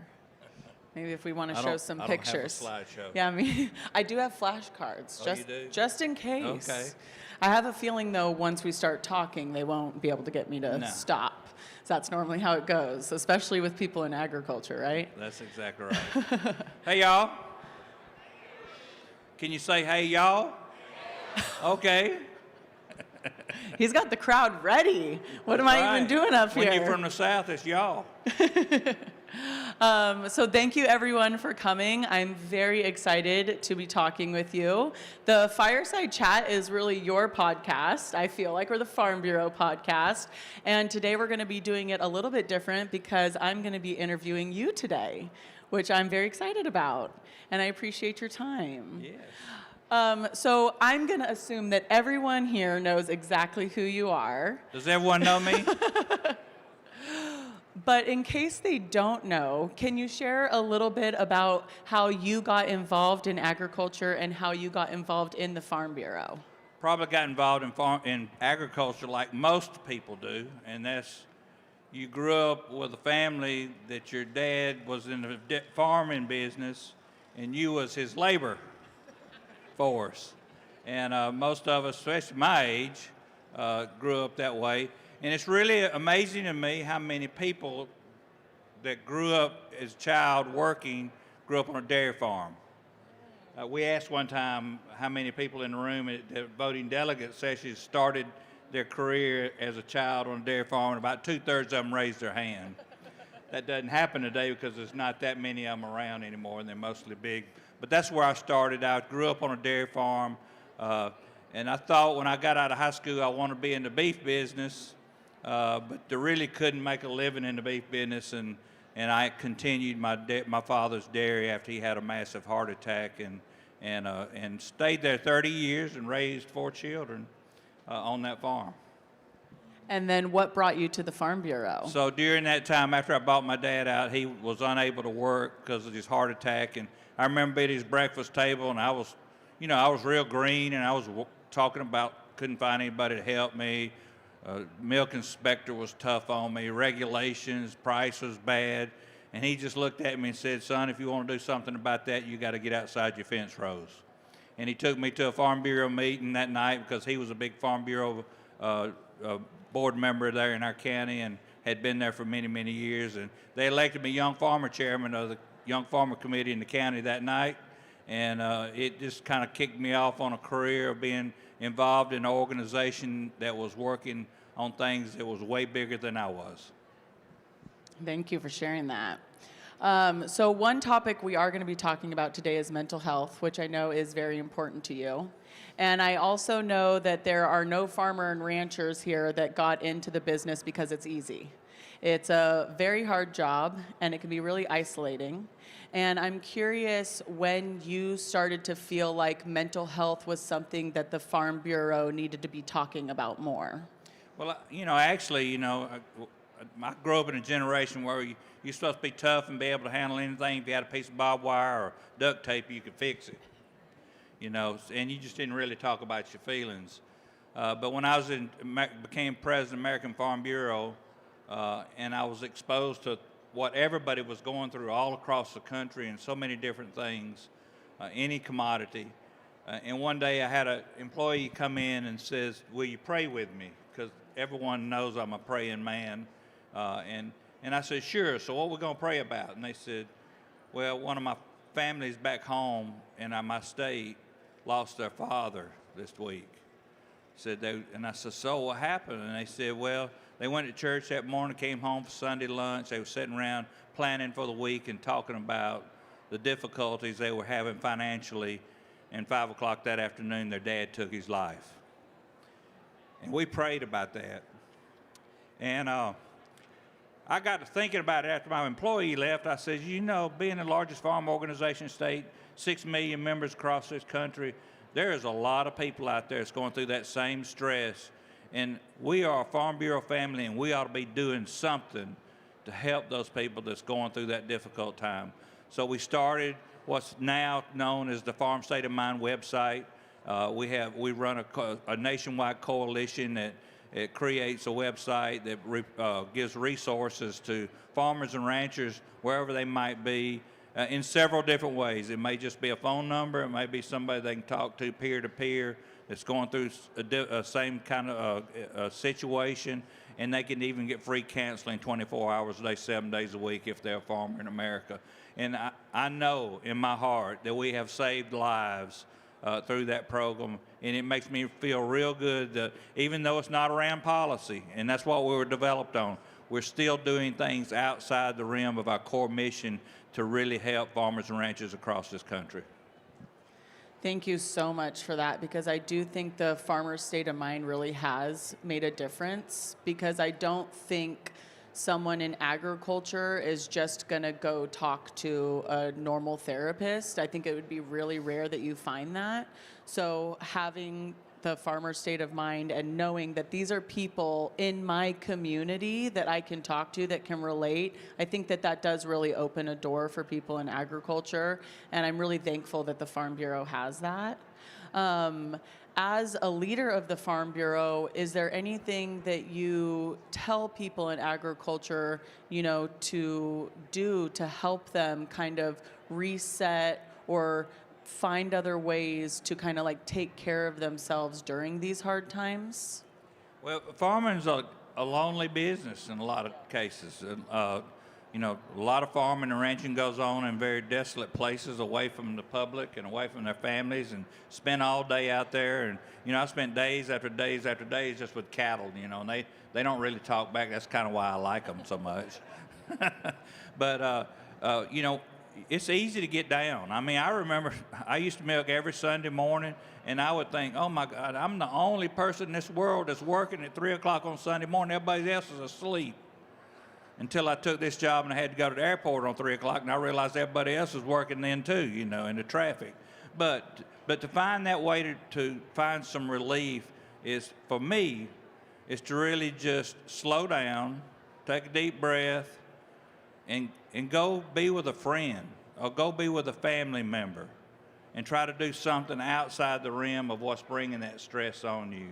And right now, for me and Jennifer, is we'll harness up our horses and hook them to the wagon and take a ride in the wagon. Most relaxing thing I've ever done, if the horses are behaving, of course. But it is a relaxing thing. You got to find that one thing that you find relief from. You know, some people find it in reading. I also find it in going to church. I love to listen to a great preacher that teaches me something about the Bible. And surprisingly enough, if you take me what I call the picture show, my kids laughed at me. Everyone else calls it the movies, but I go to a picture show, and I can escape if I can find a decent movie that's worth watching. So you just got to do something that takes you away from that stress factor just for a short period of time to rejuvenate yourself. But really and truly, to me, when I really went through a difficult time after I lost my wife for 40 years, I didn't know it was fixing to happen, but it was actually opening up and sharing my feelings with someone else. And he was a total stranger. Do you want to share any more about that experience of yourself sharing your story and maybe how we can encourage other farmers and ranchers to let them know it's okay to share? Sure, I don't mind sharing it at all. I mean, I've shared it all over this country, and I would tell you before I did it, if you told me that's what I needed to do, I would have never done it. But after I lost Bonnie and being that person that knew that he could fix anything and handle it himself, and you just didn't show your emotions, I bottled it all up inside like most people do. And you bottle it up in your side. You talking about 40 years of spending something with a woman that loved you and you loved her, and we raised 4 children. I mean, it was like somebody disconnected you from life. And it just builds up in your system like a pressure cooker. And one day had went back to work. I wasn't really able to do my job like I should be able to do it. It stayed on my mind all day long. I couldn't shake that feeling of just being empty inside. And this reporter wanted to do a podcast with me. And I was sitting there doing that podcast, and he said something to me, and I don't even know what it was, but it referenced my loss of my wife. And I exploded like that pressure cooker popped off.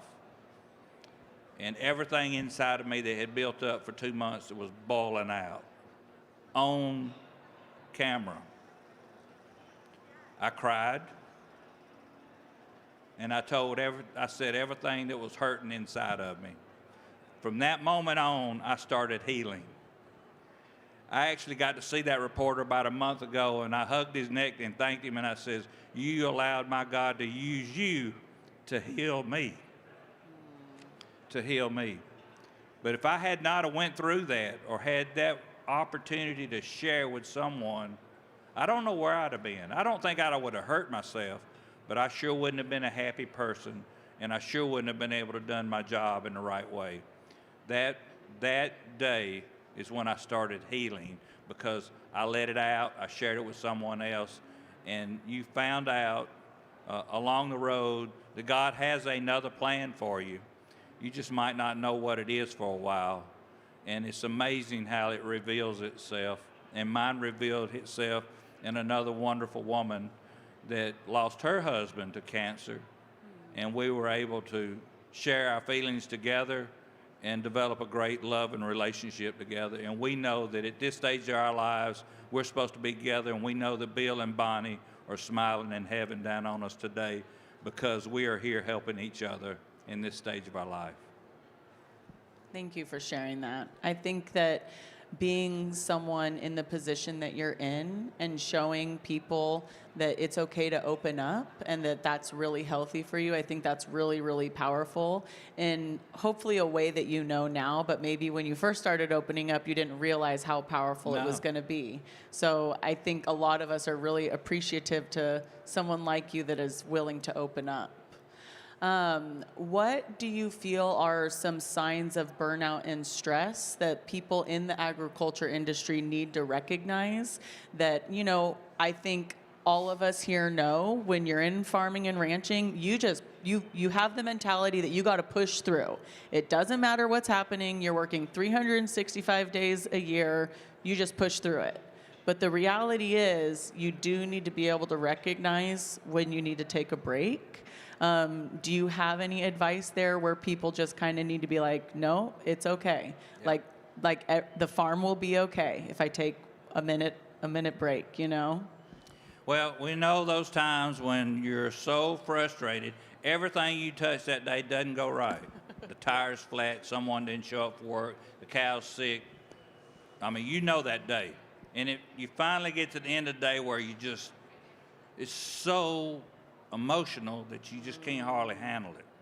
And you end up throwing things and kicking things. And I don't do that as bad now as an older farmer, but as a young farmer, it was very difficult and even more emotional because you just felt like I ought to get through this. You just got to step back. And the saying that I use all over this country because of my experience is, it's okay not to be okay. Don't be ashamed of it. There's nothing, you should not hide it. Yeah. It's okay not to be okay, but it's not okay to hold it inside and not talk about it. You have to talk about it. It may just be to a friend. It may be to a total stranger, but you have to talk about it. A lot of times people will remove themselves. Sometimes you'll see that frustration in them, and when they're working with cattle or mechanicking on a tractor, you'll see them get really frustrated. You know that they're stressed out when they start doing that. But when they start pulling themselves away from their family or their church and kind of removing themselves from society, you better be watching out and watching them close because they are in need of somebody sitting down and talking to them. There's a terrible stigma that it's a weakness to show your feelings. And I totally disagree with that. Now, before I went through this experience, I would have agreed with you. We're a farmer. We can fix it. We can handle it. Don't ask me. We don't talk about our feelings. Totally was wrong all my life until I discovered you got to talk about it. You got to talk about it. Yeah. And our farm state of mind gives you someone that you may not want to talk to somebody you know. I mean, if you live in a town of 300 people and you go to see a doctor about this, or you go talk to your pastor and somebody sees your car in front or truck in front of his church at 2 o'clock on a Tuesday afternoon, everybody's going to be talking about what's wrong with him. None of us want that. That's why the Farm State of Mind website works.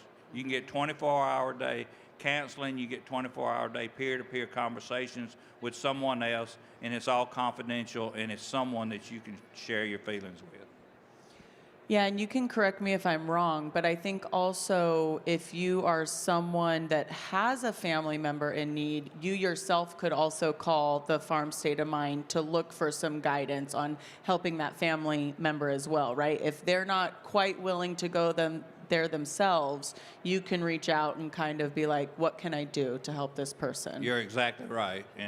But it's like a lot of things. The person that's going through has got to admit they're going through something first. Yeah. But yes, we should be, and we owe it to our friends and neighbors and our family members to watch out for each other and to look for those resources if we think it's going for a difficult time. Yeah. So to change it a little bit, try to get a little bit lighter note here, I'm curious what gives you hope for the future of agriculture and the people that are coming into it, the younger generation coming into ag. What are you looking forward to?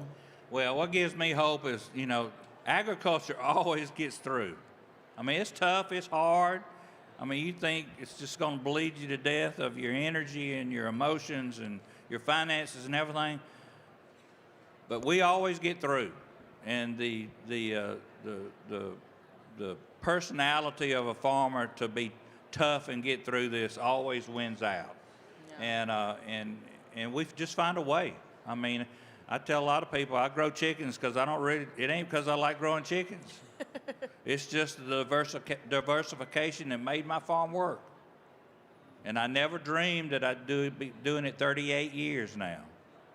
But I'm still doing it. It's not my favorite thing to do, but it works on my farm. So a lot of times you got to do some things that you don't really want to do. But I see in farmers all over this country the incredible innovation and the creativity they have and the drive that they have to succeed and carry on. One of the biggest pressures we carry is my father and my grandfather and his father started this thing, and I'm not going to be the one that stops. And it drives us, and it drives us hard. Now, I stopped dairying. It had been in my farm, my family for generations, but I carried the farm on, and we're doing beef, cattle, and poultry now. But it was hard just to stop the dairy part. I mean, that was extremely emotional for me. Yeah. Not only had I invested 30 years in growing that 300 head of cattle and breeding them to where they were at, I was not going to do what my dad and my granddad did anymore. Right. In the same facilities and same barn, and that was very stressful for me. But I found the satisfaction in other parts of agriculture. And I think I see the young people that's coming to agriculture today, they're more willing to adapt to new, innovative things and diversifications than we as older farmers are. Hey, I'm almost 70. I want to do cows. I'll do chickens to keep my cows on my place. But I really don't want to do anything else. But if push come to shove, and that's what it takes to survive the farm, we'll find something else to do on that farm. Yeah, I hear what you're saying with you not wanting, no one wants to lose their family's farm. But I think that it is important to be okay with changing exactly what you're doing, because that doesn't lose the family farm. You're just evolving, and I'm getting up there in the whole age of 35 now. but I remember when I first started, it was kind of like, okay, this is a lot of pressure. I'm not sure. And then I was really lucky because my dad actually told me, I don't want you to grow what I grow. I want you to find something else. I don't see a future in this product for you. And I think that that is important to, as this next generation comes in, to let them change and kind of find their own path, you know? I see some of the most successful young people in agriculture today where their mom and dad made them go work somewhere else for 2 or 3 years to get some experience and really find out what part of agriculture they want to be part of, and then come back to the farm. They're the happiest, they're the most successful, because they bring that understanding of there's other people going through this, or there's different types of agriculture I can do on my place. And I also see families say, you come back to the farm, we want you on the farm, but you got to bring your own thing. Yeah. Well, you're either you're going to market what we're selling, or you're going to further produce it, or process it, or you're going to be doing some other type of agriculture like you're doing. And I see a lot of successful young people, and they are more willing to do that than the farmer my age is. Yeah. So my hat's off to your dad to recognizing that, and my hat's off to you for stepping up to the plate and finding that other diversity that helps you be part of that farm. And we're proud to have you as a farmer. Oh, thank you. What he never expected was me to start carrying around a GoPro and trying to put him on YouTube. He was like, that was not part of the plan. I just wanted you to grow something different. Don't put me on the internet. But, you know, he told me to do something different. So what would you say to the young farmers and ranchers out there that are trying, you know, to start their own operation or move up in the world of agriculture? Do you have any encouraging words for them? Because, you know, I know that there are some crops right now that are doing well that haven't done well for 50 years. And then there are other crops that this isn't a good year for them. And, you know, sometimes when you're starting new and then you see your crops not doing well, that can be a tough start. Yeah. It is, and the tough thing about agriculture is like a roller coaster ride. My dad says, it's a roller coaster ride. Put your seatbelt on, pull it up tight, because you're going to need it. Because this is to throw you out in the road at some point in time if you're not strapped in. And there's no guarantee that any commodity or any part of agriculture can assure you a future there. You got to be willing to take a risk, but you got to do it smart. No risk, no gain. Mm-hmm. I mean, that's just the way it is. Yeah. Everything I did, it was a risk to it. Was all of them successful? No, they weren't all successful. And you surely don't put all the eggs in one basket. Yeah. You just can't do it. Not anymore. Yeah. You can't do it. And a lot of people have done that over the years and been successful, but you just can't do that anymore. Yeah. But I tell young people, if you really love it and you have a passion and you don't mind working, because you're not going to do it from 8 to 5 and go spend the weekend somewhere else. It just doesn't work. Agriculture doesn't work on those terms. No. We work until it gets done, and if we don't get done, we pick it up in the morning and start again. Yeah. And that's just the way it is. A lot of young people don't want to take on that lifestyle, and they definitely have problems with a new spouse wanting to accept that type of lifestyle. But that's just what agriculture is. It's not a job. It's not an 8 to 5 job. It's a way of life, and it takes hard work, grit, and a lot of patience too. Yeah, it does. All right, we're going to finish up with some rapid fire questions with just 1 or 2 words for an answer, okay? Just for fun. Okay, are you early morning or late night? Early morning. Yeah. My daughter's sitting here like giving me the big eyes. Too early probably for her. Because she knows she's not an early morning. Okay, coffee or tea? Depends on what time of the day it is, but tea. Tea? Okay. 1 word that describes farmers. Hard working. Your first job in ag. Feeding baby calves. Every woman ought to have that job. They're good at it. I was not good at it. Favorite thing about being on the farm? Got to keep it short. The land. Nice one. When things get overwhelming, what do you do to reset? I know you answered that a little bit already. Yeah, I spend time with my wife and our animals. And one thing you wish everyone knew about farmers and ranchers? They're amazing people with the kindest hearts. Yes, they are. I believe that. Well, that wraps up our podcast, our fireside chat for today. I really appreciate your time and your encouraging words to all these farmers and ranchers. I think you are an amazing leader of the Farm Bureau, and I hope you know the impact that you're making on this organization, because I think it's really, really powerful. I might just be old farm boy from Georgia, but we are American agriculture. And we're the American Farm Bureau, and there is nothing that will stop us from building a bright future for ourselves and our children and our grandchildren.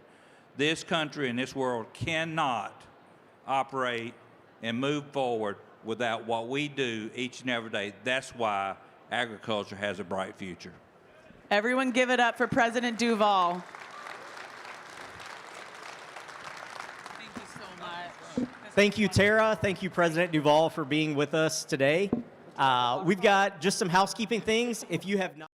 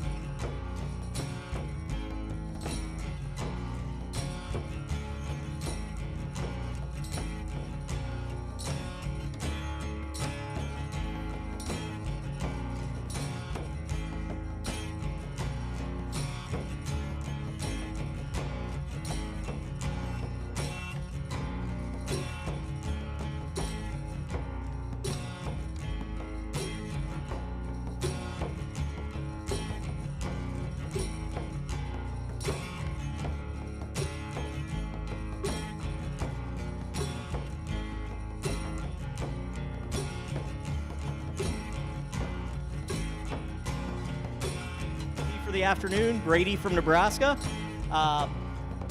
For the next hour or so, we've got kind of an exciting live podcast going on. Joining us are Bobby Lee Hanks and Logan Hanks, who are the hosts of the hit agriculture podcast, Talk Dirt to Me. and they will be recording live here with us today. A little later in the episode, they're going to be joined by Executive Vice President of American Farm Bureau Federation, Joby Young. So with that, let's welcome Logan and Bobby Lee to the stage.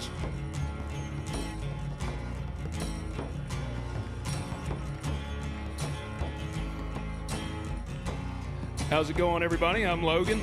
Yeah, and I'm Bobby Lee, and I guess we'll talk dirt to me. Yeah, so some of you are probably wondering who we are, and we're two West Tennessee boys, lifelong farming family.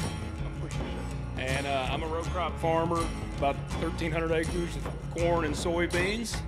Yeah, and I'm the cattleman, I guess. Logan likes to call me a cowboy sometimes. I'll point out I'm no cowboy, I'm a cattleman, but also a veterinarian.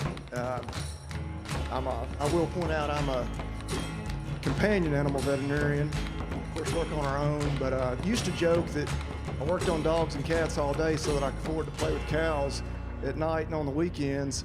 And of course, here in the last year or so, hey, we're actually making a little money in cattle, so hey, that's a pleasant change. But yeah, it switched from row crop making money to cattle making money, and we're feeling the pain on the row crop side. Yeah, unfortunately, but yeah, we're excited to be here. We were talking a lot of firsts for the two of us this weekend. First time in California. This morning was the first time I'd ever been in a Tesla. Yeah. This is the first time we've ever done the podcast in a room with more than 4 people. So here we go. Yeah, so we're looking forward to talking to you guys. We're going to keep this good and clean. We've told them, they've warned us, please, it's family friendly. We said, well, of course. Yeah, poor Morgan, she's been working with us for the last month putting this together, and I'm afraid she's about as nervous as a long-tailed cat in a room full of rocking chairs right now, but we assured her we can keep it clean. So, yeah, we appreciate everybody listening to us, subscribing, all that good stuff. We'll warn you on a regular podcast. We talk like a couple of guys on the farm, so we'll use our working words sometimes. Yeah, and that's what we try to just relate. I mean, we both have our boots in the dirt, and that's kind of one of our bread and butter is we like to do listener questions as well. We get a lot of emails and write-ins on that. But, the big topic right now that a lot of people, especially myself on the row crop side, we're kind of facing is the farm economy. And it's no secret that things are pretty tough on the row crop side. And, we've been facing historic years back-to-back now of bad. It's just we had bad prices, high costs, and a drought in our area in West Tennessee in 25. So, like I said, that's been one of our big topics here lately. Yeah, it is. Like I said, cattle. It's hard to complain as a cattleman right now. Feeder cattle prices. We're the sun's finally shining on us a little bit, but it's also kind of sad when we look at it that way and we think, well, hey, we're finally making a little money, and it's like, well, goodness, how many industries are willing to look at it like, yeah, we're willing to just barely scrape by, year after year, and then it's a pleasant change when we finally make a little money. But yeah, cattle has been no complaints currently.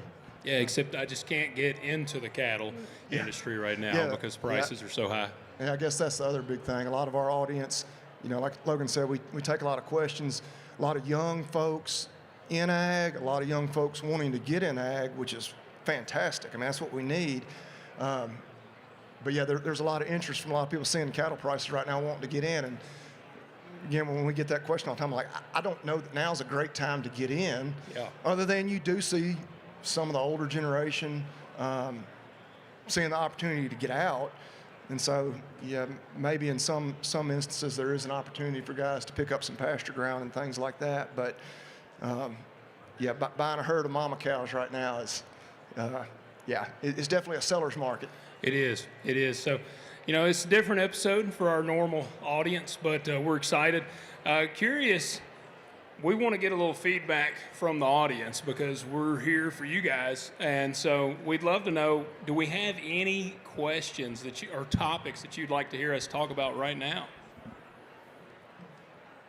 Come on, give us something. Somebody out there, throw a question our way. We want to cover some. Anything, nothing's out of bounds. Yeah, there is no stupid questions. I think we got one right here. guys. Thanks so much for being here. Yeah. My question is just, as someone who's like, I'm going to say successful in the podcast industry, what advice would you give to like your everyday farmer and rancher who wants to start their own podcast? Well, it's a great question, and we've been doing this, I guess, now for 4 years. We started in October of 21, and we think, as several of the other speakers have already said, I think it's more important than ever now to share your message as a farmer, because one of the main reasons we started this show was actually because there's so much to where people at least have some knowledge around agriculture. I mean, it's one of the great things with Farm Bureau. They're in that policy fight trying to help us there. But, we have people making policies in Washington that have no earthly idea about farming, and they're trying to ban things maybe that we need, especially on the row crop side, and they're key components. So I think you just got to start. Yeah, and just from kind of the nuts and bolts kind of thing, when we got started, Logan was already in a little bit of the podcast world and had been working on me. He had to work on me for about 6 months to convince me this was a good idea. And as I sit here today, I'm still not sure if it's a great idea, but here we are. So I don't know. We've come a long way, but yeah, like he said, you just got to do it. I always joke, with anything. Larry the Cable Guy, obviously a funny dude. Great philosopher. I always say, the get her done mentality, as simple as that is, and I take that mentality into a lot of other things I do beyond just the podcast. You just got to do it. You're Nike, just do it. You just got to go for it. Yep.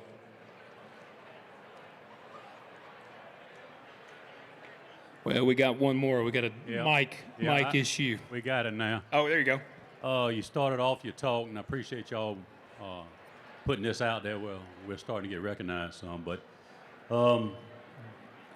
the problems with agriculture right now, do you see it tariffs, commodity prices, or corporate America taking what they know we're going to get, i.e. government payments or our price that we get for stuff? It seems like corporate America, when I say that, we're talking about who we're talking about. So what's your opinion on those? What do you see the worst enemy is? Well, I got a lot of opinions. That's a great question, too. I got a lot of thoughts on that. In the row crop sector, I feel like several chokeholds on us, and input costs are without a doubt just outrageous. And I shared this before. 10 years ago, I could buy a good bag of seed corn for $175 a bag.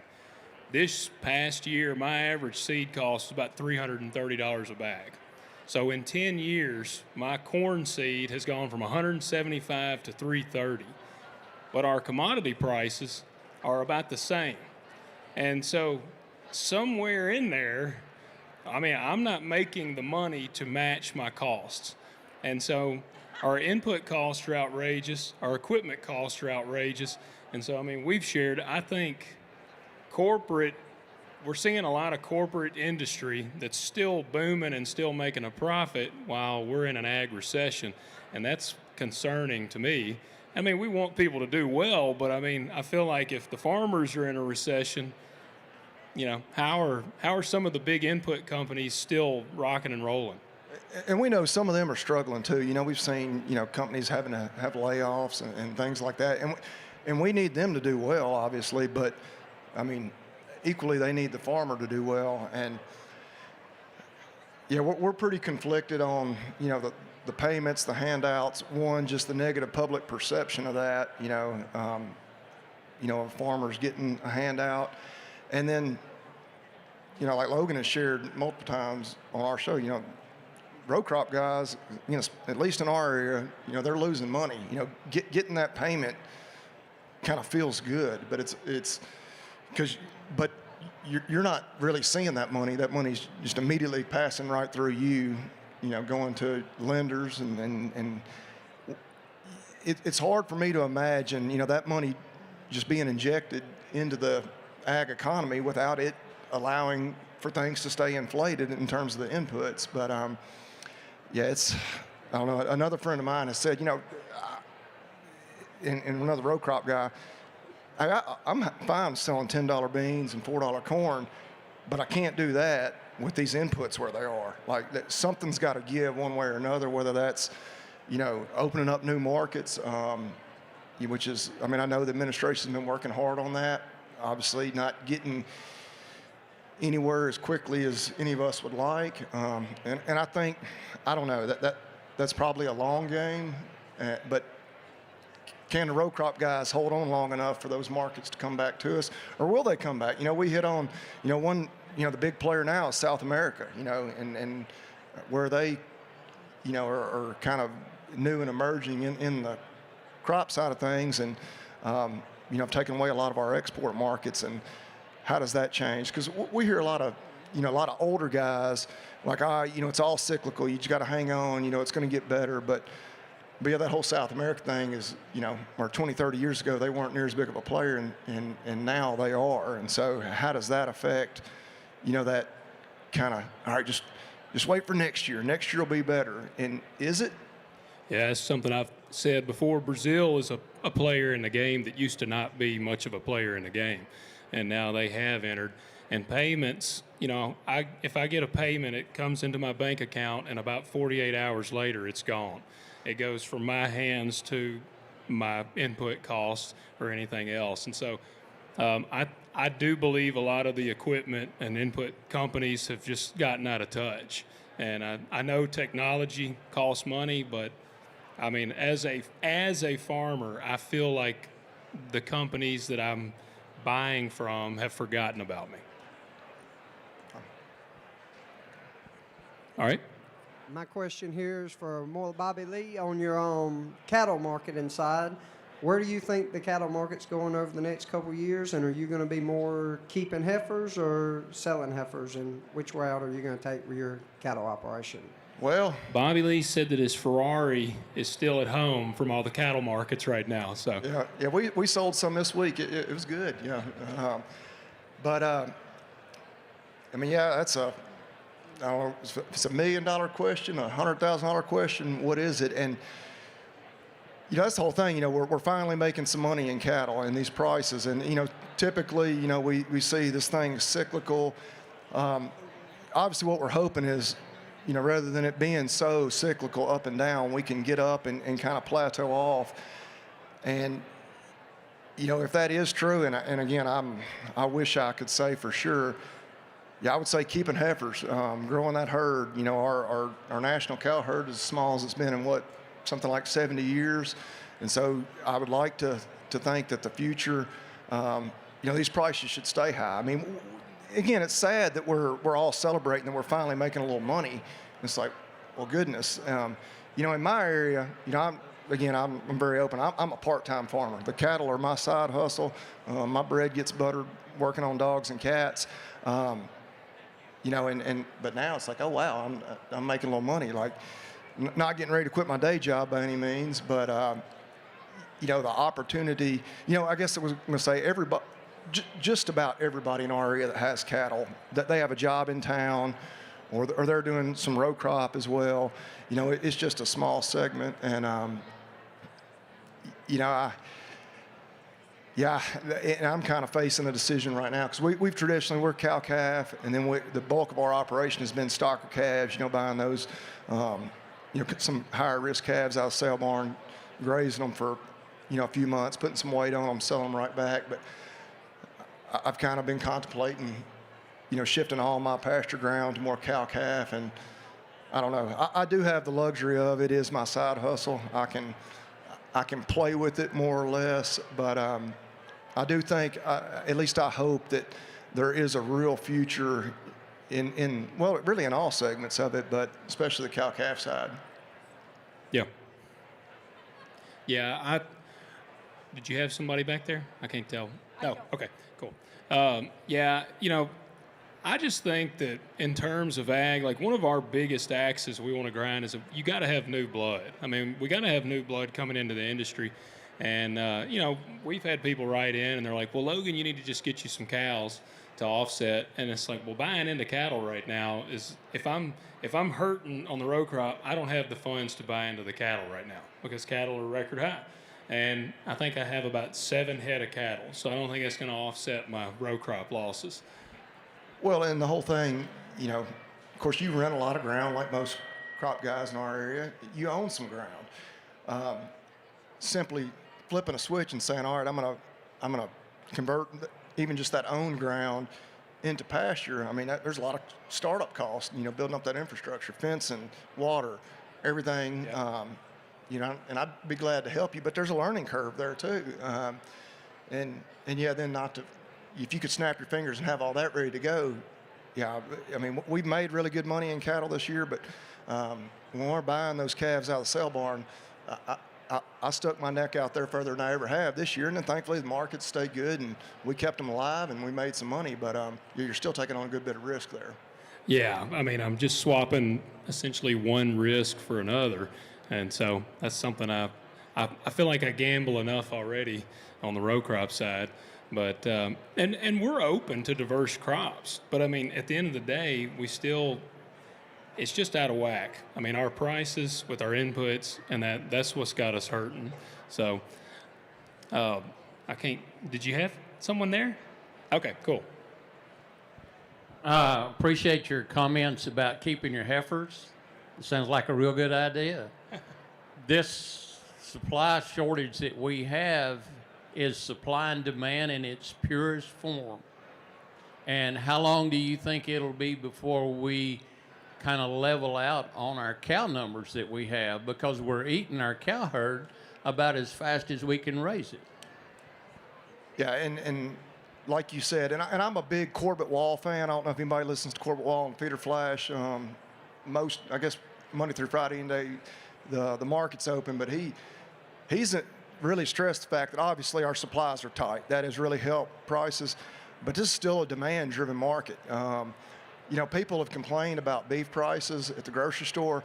I don't know. Still there locally, I think there's incredible value at the supermarket buying beef. Well, like you've pointed out before, people will complain about spending $6 or $7 for beef, but they'll go buy a $9 drink at Starbucks. Yeah. So that's one of the things. What is more valuable? Yeah, and I love coffee, but yeah, it's, you know, and of course the whole Maha movement and all that, you know, there's good and bad in there.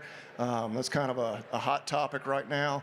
I guess the big thing this week was the new food pyramid. They flipped it, you know, recommending more protein.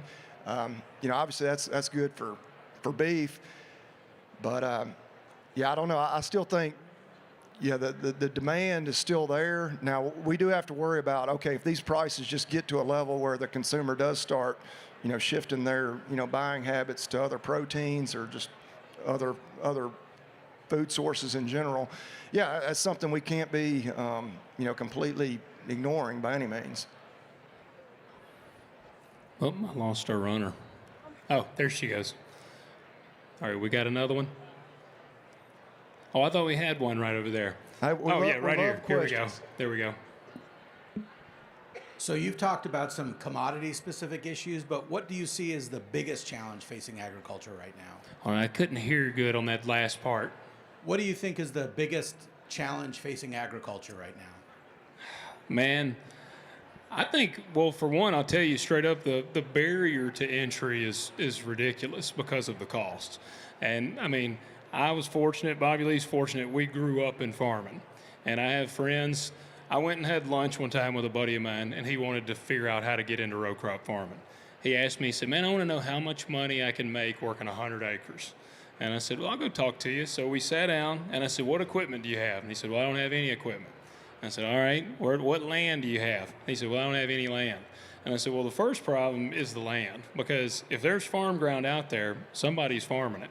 And it's super competitive, very cutthroat. But I said, let's assume you got 100 acres, but you're going to have to get a tractor. And I even said, let's get a cheap drill. Like, we ran through this bare bones as humanly possible, doing some custom hire work so he's not having to buy a combine, this and that. And by the time we got done with lunch, he was going to lose $10,000 a year. And so he was like, I don't think I'm gonna jump off in that. And I'm not trying to be discouraging. I'm just being realistic. And so I would say the costs are such a barrier to entry. And I mean, on the row crop side, land availability is a big deal because, again, it's very competitive. I mean, I've been working, this will be my 12th season running my own operation. And probably the biggest struggle has been growing my operation to the size it is, which at one point that increased your profit because you could scale and spread your costs. But here lately, the more scale, the more you lose. But I just think the opportunities for people to get in is next to impossible. Well, and you shared on our last episode, kind of some numbers. We're pretty open about, maybe more so than a lot of folks are comfortable with in ag. But the amount of risk you have out there and the debt you assume I think the figure you had run, you'd make $34,000, and that was with things really going relatively well. And you're just like, my gosh, you get a job working at a fast food place in town, and your only risk is driving to and from work every day. Yeah, I think I could go work at McDonald's for a year, and I'd make more working for McDonald's than I probably would as a row crop farmer working about 12 or 1,300 acres. Now, we've also shared there's a lot of perks to it besides the money, obviously, but you got to make money to stay in business. Is that it? All right, are we ready for our guest, or did you have one more? Okay, I think we got an awesome guest that's joining us here. I'll scoot my chair. I can scoot it here. Yeah, we'll put him in the hot seat here in the middle. Joby Young, what's going on, man? Joby is... How are you guys? I got my hands full here. Hey, I get it. Joby is the Executive Vice President of the American Farm Bureau, and we're honored to have you joining us. Yeah, well, I'm happy to be here, and I'm glad you guys are here at American Farm Bureau at our convention and joining all of our members out here. I was listening to your to the prior episode you done. And you talked about this is the first time you've done something like this. Yeah. So yeah. We, like I said, we usually have about. It's typically me and Bobby Lee staring into a camera and nobody else. Right. We've had some guest episodes, but never a full crowd, so we're really happy. Yeah, good. I don't see any tomatoes getting thrown yet, so good. Yeah, that's what I said. We might get booed off stage, but it hasn't happened yet. Yeah.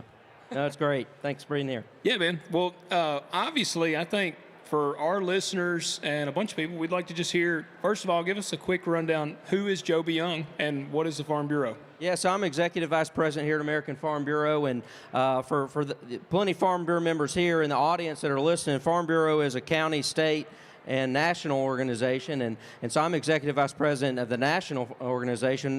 President Zippy Duvall was up here before. He's my boss, and then we work together. And I report to him, and we lead the staff at American Farm Bureau to accomplish the goals of all these members that are out here, these grassroots members that give us our policy, give us the priorities of what we're supposed to go advocate for. We're supposed to talk to policymakers, supposed to talk to the public, do leadership programs, put on the convention, and we all work together to make that happen. That's awesome, man. I know, now we were kind of alluded to something as we learn a little more about you, that it was a story we were told we really needed to inquire about. Yeah. And there's this special 26 hours story that we were asked about. So can you elaborate on that? Yeah, we were visiting before. In my background, before coming to Farm Bureau 3.5 years ago, I had worked in agricultural policy for about 15 years in D.C., and I worked on Capitol Hill as a chief of staff for a member of Congress that's on the Agriculture Committee, and I worked for Secretary Sonny Perdue when he was Secretary of Agriculture in the first Trump administration. And so I'd done a couple things for him, but I was his chief of staff for the last 2 years that he was secretary. And one of the duties you have there is when you have a change in administration on January 20th, when you're sort of all your political appointees are sort of walking out the door and the new management's coming in, you hand over the keys. And so right at the end, we were getting ready. January 20th on its way, and it turns out the Secretary of Perdue had. He left a day early, basically. He had to resign. He had to move back home to Georgia, and there were some circumstances there. So we sort of off-boarded everybody else from the from the organization, all the political appointees. So they got to looking at the paperwork of who was going to be in charge, and we needed an acting Secretary of Agriculture for 26 hours. So you about 11 people down as the chief of staff, and the first 10 people were gone, so that was me for 26 hours. So it was an interesting time. You know, I can't say we got a lot done, but I did get a security detail, and I rode around in a black SUV for 26 hours, and so that was exciting. I got some good pictures out of it. So, as you might imagine. That sounds awesome. Yeah, all the commodity markets went up during my tenure. I was going to ask, very successful. What all policies did you implement in those 26 hours? Well, I had a lot of ideas, but when you only got 26 hours and you're about to get marched out of the building, nobody really listens to you is the problem. Yeah. That is wild. I was wondering because we told her, we said, man, don't elaborate. We want to hear about it. So yeah. So you got to ride around in a cool vehicle for a little while. Yeah. And you know those guys on the security detail, they're my buddies, so we all thought this was kind of funny and interesting. We had a good time with it. Well, that's you never know what life's going to throw at you. That's right. That's right. I'm afraid I've peaked now, though, is the problem. So I got to worry about that, I suppose. You never know, man. You might one day you might just be the Secretary of Ag yourself. Yeah, well, or I come on the Talk Dirt to Me podcast, you know, and that's another. I'm moving up. I told you the other day, when you put this on your resume, that makes a big difference. Yeah, I'm sure. Yeah. Well, man, in our area, and we were talking to some other people, when you hear Farm Bureau, like at home in Tennessee, they think insurance. Yeah. And Farm Bureau is much more than insurance. So what is, because I've heard it say the voice of agriculture. Yep. What does that mean? Yeah, well, you know, as a lot of folks here know, and some of your listeners may know, Farm Bureau has its roots, you know, over 100 years ago. Originally at the County Farm Bureau, farmers coming together and decided they needed an organization of mutual support, a way to, you know, originally it was, there was an ag extension sort of component to it.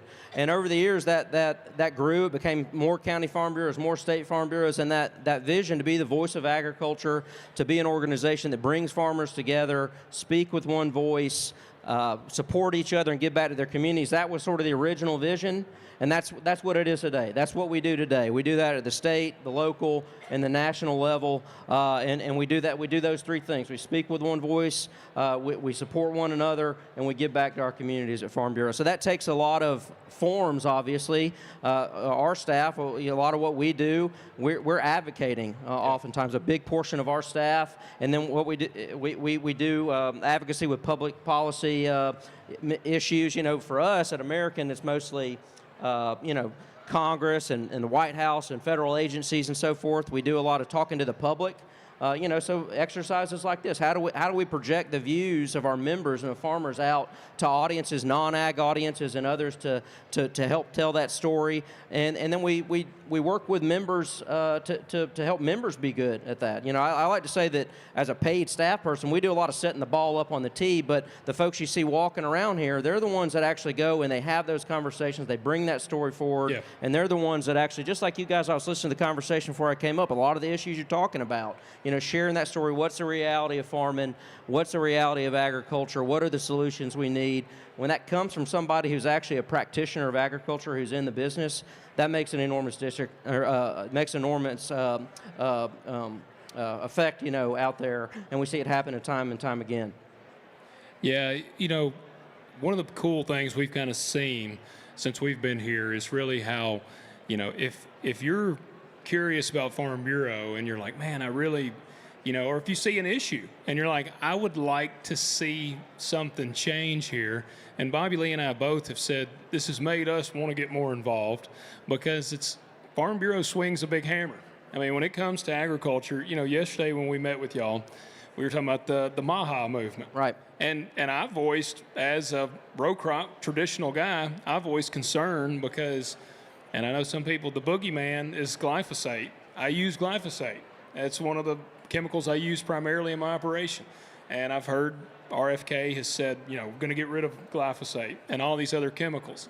And as a traditional row crop guy, that would be devastating to my operation if half of our technology was suddenly wiped out.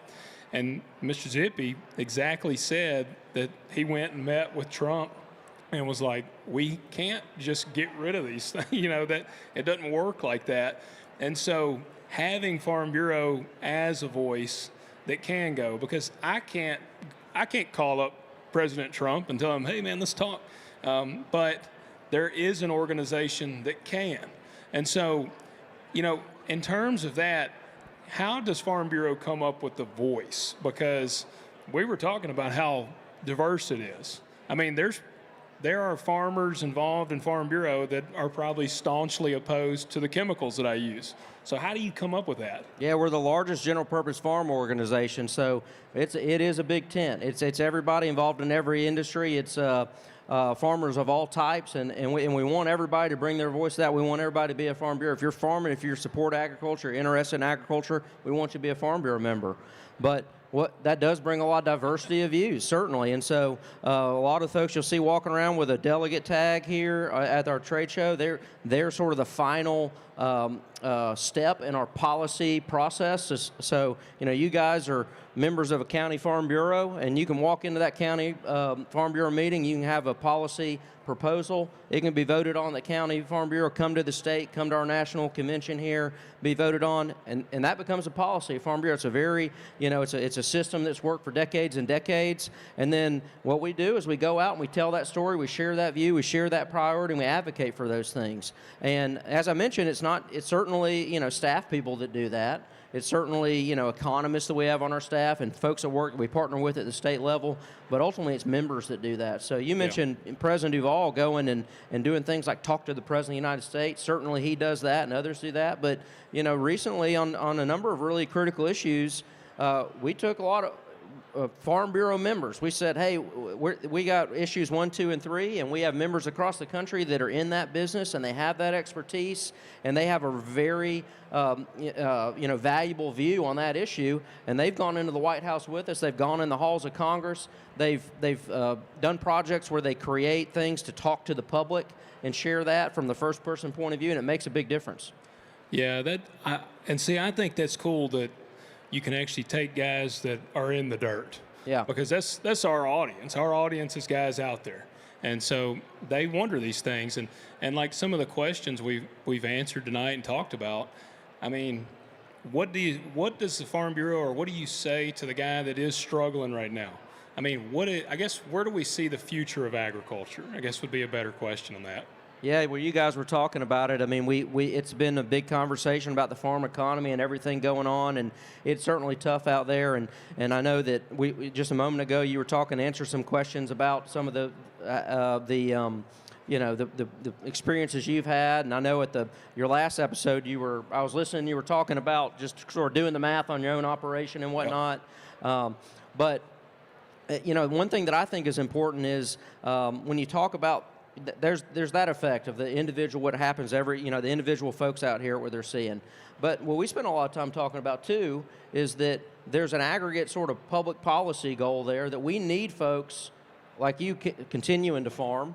We need folks coming into farming. We were talking a minute ago about your friend that was considering coming into farming. So that person needs a path to do that. Yeah. And then so say you were able to do that math on the back of the napkin with them, and it was going to pencil out. She still has to compare that to going and taking a job doing something else. I was talking to somebody earlier today that has a child, a grown child that's not come back to the farm. That went and took a job as a police officer actually, and so they're making that decision. And we need people making those decisions in a way that they come to the farm and they're farming, they're getting in the industry, because when you talk about it from a national security, public policy standpoint, there's no more basic building block for national security than a stable food supply chain. We've been more successful than any country on earth in that over the decades, and we need that to continue.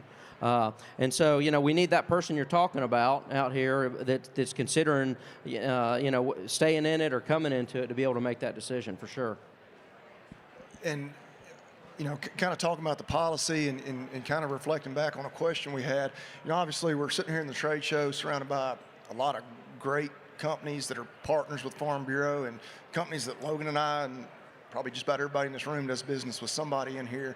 But when it comes to policy, and and a lot of times what's good for the corporate side of ag is also good for the individual producer. But when you have one of those kind of touchy issues where, maybe what's good for one side, they're a little bit opposing, how does Farm Bureau kind of walk that fine line and still doing what's good for the partners on the corporate side versus what's also good for the individual producer out there? Sure. Well, I mean, where we start from is what our members' policy are, or what our members' policy is. So whatever that viewpoint is that is expressed that goes in that policy book, that's the viewpoint we're going to bring forward.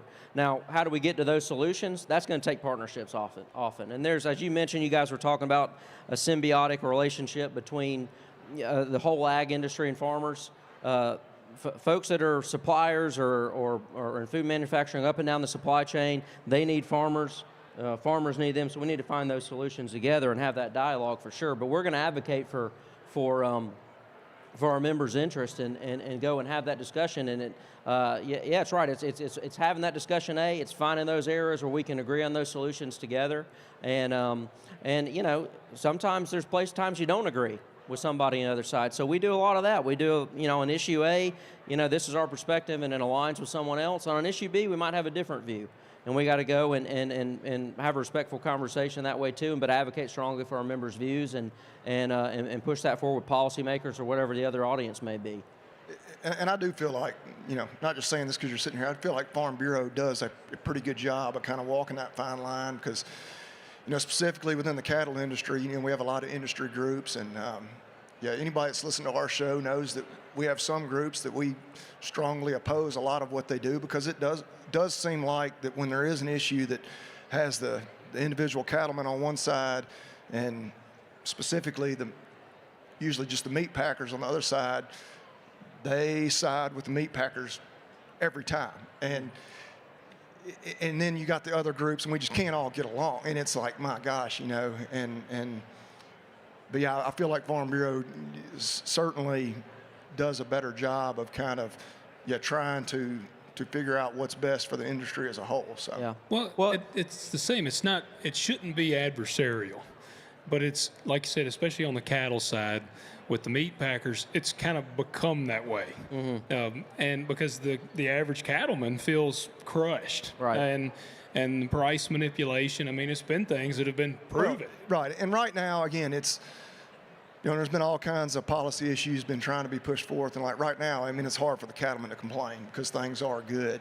But it hadn't been that long ago just that frustration with, we got some groups that put on an image of we're for the cattlemen, and then you really look at what they're doing as far as pushing policy, and you're like, no, are you really? Because what you're saying and what you're doing are two different things. Yeah. Well, what I tell you guys is, for us, if the solution first is that's what we got to reach, right? We got to find the solution, whatever that means. Our members are gonna have the policy, but when personally, in my view, when you approach any kind of public policy conversation, you got to have trust, you got to have credibility. Those are things that are hard won. They can be lost in an instant. Yeah. And so you got to be tough, and you got to fight for your members' views. But you also got to look for ways that today we're going to be talking about one issue today. We're going to have another one tomorrow and next week and the month after that. And so, you name a couple of examples there. There's always, friction here and there, in the public conversation, and certainly in different policy viewpoints and sometimes just personalities, right? So we got to navigate all that and eventually find a solution on not just one thing, but at any one time when you're the biggest general purpose farm organization in the country and you're looking out for members that are in all kind of businesses, you got to keep that in mind. We got to find those solutions on a lot of things and over a long view, because agriculture is an industry that's a long-term industry. You were talking about making some of these decisions. If you're farming, you're not just making that decision for this year. You're making it for the next 10 years. You're making it for the next generation, and so forth. So we view it the same way in terms of our advocacy too. To focus on that solution, find the partnerships when you can, maintain trust and credibility, and be aggressive advocates when you need to as well. Well, and another real common question we get, almost weekly, when we have listeners write in, is how do I get into ag? And Logan and I have always talked about, hey, we love, producers like we are. We also point out there's other ways to be involved in the industry. I think one area we've never even really considered, or made recommendations on is, guys like you, what would you say to a young person out there that, you don't have to be turning a steering wheel on a tractor or punching Well, like cows the to be dude that I involved? sat down with, like the guy that couldn't pencil it out, but he wants to get into ag. Yeah, like getting into, more of the policy side of things. What's your advice to the young man or young woman out there that wants to be involved, and that may be their avenue, and we need those people, obviously. Oh, yeah, absolutely. Well, the first piece of advice I give you is join your Farm Bureau and be a part of Young Farmers and Ranchers, and be a part of these other programs you can be, even if you're, you'll find the right place for you to be involved and support agriculture, and that's gonna open doors. But you were mentioning earlier that 2% number, 2% of folks farming. Yep. But there's a lot of people working in and around ag that are, they're your crop insurance agent, or they're working, at a dealership, or whatever they're doing. That makes about 4% of the population. So and that 4% we got to hang together, and we need more people coming into that. And we got to attract people. So, join Farm Bureau and be a part of that. But there's a lot of opportunities, and some people end up in it by accident, walking in through open doors because they were involved in agriculture, and they got in something that supported agriculture. You know what? Eventually they were able to, when the prices come down, they can buy a couple cows and sort of make their way in, get their toe in the water. And so, I think that's, get involved any way you can. But there's a door there for somebody. Well, I think you hit on something too. I was thinking about when we're talking about, like, how do you walk that line? And I think one of the biggest things, we can't stress enough, join your Farm Bureau. If you want them to represent farmers, then you need farmers in Farm Bureau, which you were pointing out. The president has to farm. Is that what you were telling me? What, say that again? You were saying the president has to be a farmer in Farm Bureau? Oh, yes, yeah. President Duval, he was on the stage just before us, and he was talking about his beef cattle and his poultry operation. Yep. And the bylaws of American Farm Bureau, or state farm bureaus and county farm bureaus, is that the governance structure has to be active farmers. And so he's our boss at American Farm Bureau, and we go out and the staff people, we work for him. And I think that's really important. It's different from a lot of organizations that represent different industries, is that the governance has to stay with that grassroots farmer. At the end of the day, both in terms of the elected leaders, but then the members that are voting on the policy, they're the delegates, they're the board members, and all the rest. And that's really cool, I think. And it keeps us on track over the decades and into the future, that we're going to stay focused on the issues that are important to farmers and that represent their views. Yeah, I totally agree. When you told me that, I didn't know that. I knew he farmed, but I didn't know that was a requirement. I think that's pretty awesome. Yeah. So, yeah, man, you were about to say something earlier, Bobby Lee. Did you? I don't even remember what I was going to say. Okay. I just saw you picking up the mic. I didn't want to cut I'm you just off. happy to be here. Yeah.